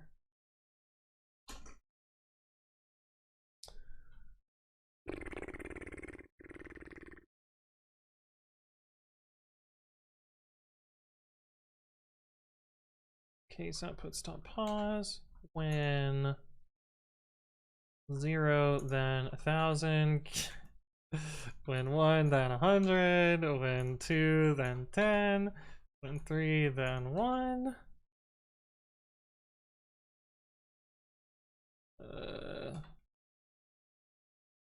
This times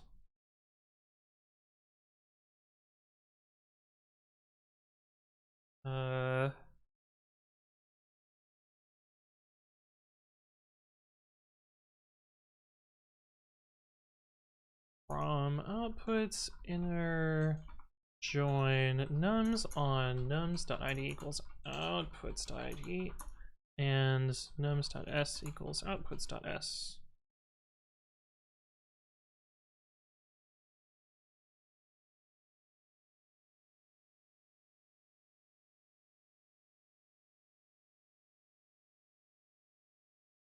Semicolon? No, wait.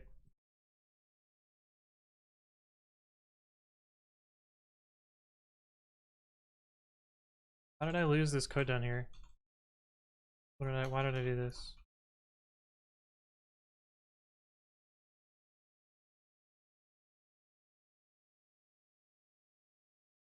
Gosh. Good night, where's X? Thank you for stopping by. Gosh. It fucking works.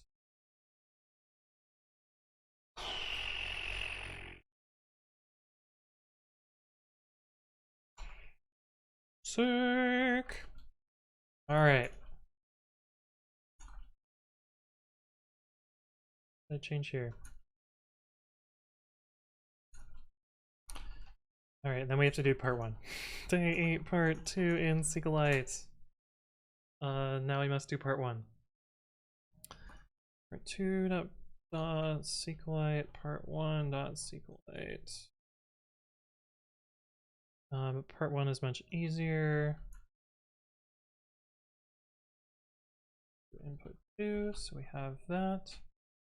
We can get rid of all of this code. And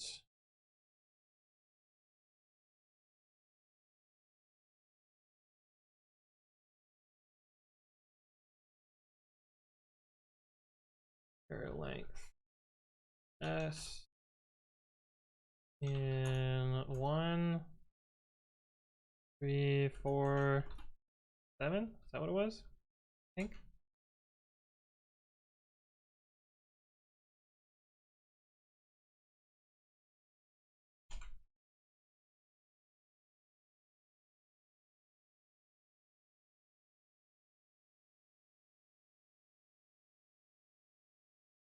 Must have the numbers wrong. Oh yeah, nothing has 2. It's 1, it's 2.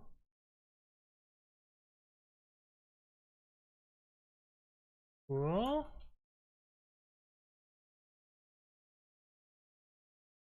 And actually I can simplify this because we don't need the position. Get rid of that. Don't need this table either.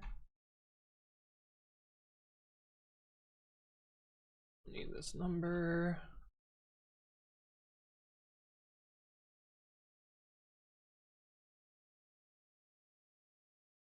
Sick. Day 8. Part 1 in SQLite. I don't know how many more days we're going to be able to do SQLite. This took way too much time. All right, but that was fun. And that's gonna wrap us up for today. Let me do my little spiel, and then we'll send you off to another channel. Thank you, Epsilon. Hey, what's up, RW Graham? How you doing? All the days? Yeah. We'll see how far we go with that. But my name is Anthony. I upload educational content to my YouTube channel, and that is youtube.com/anthonywritescode. I upload 3 educational videos a week, as well as Advent of Code Solutions, where I go over more succinct than the craziness that I did today solutions. And so check that out on youtube.com/anthonywritescode. I also upload my stream VODs to my second channel, which you can click through here or get to from there. I announce my streams in 2 places. One of those is Twitter. The other is my Discord. You are free to join both of those. But I will basically announce streams in theirs. Cat Peasant! Thank you for the resub at 7 months. Thank you for your continued support. And that is going to be a wrap for today. Let's go find someone to raid.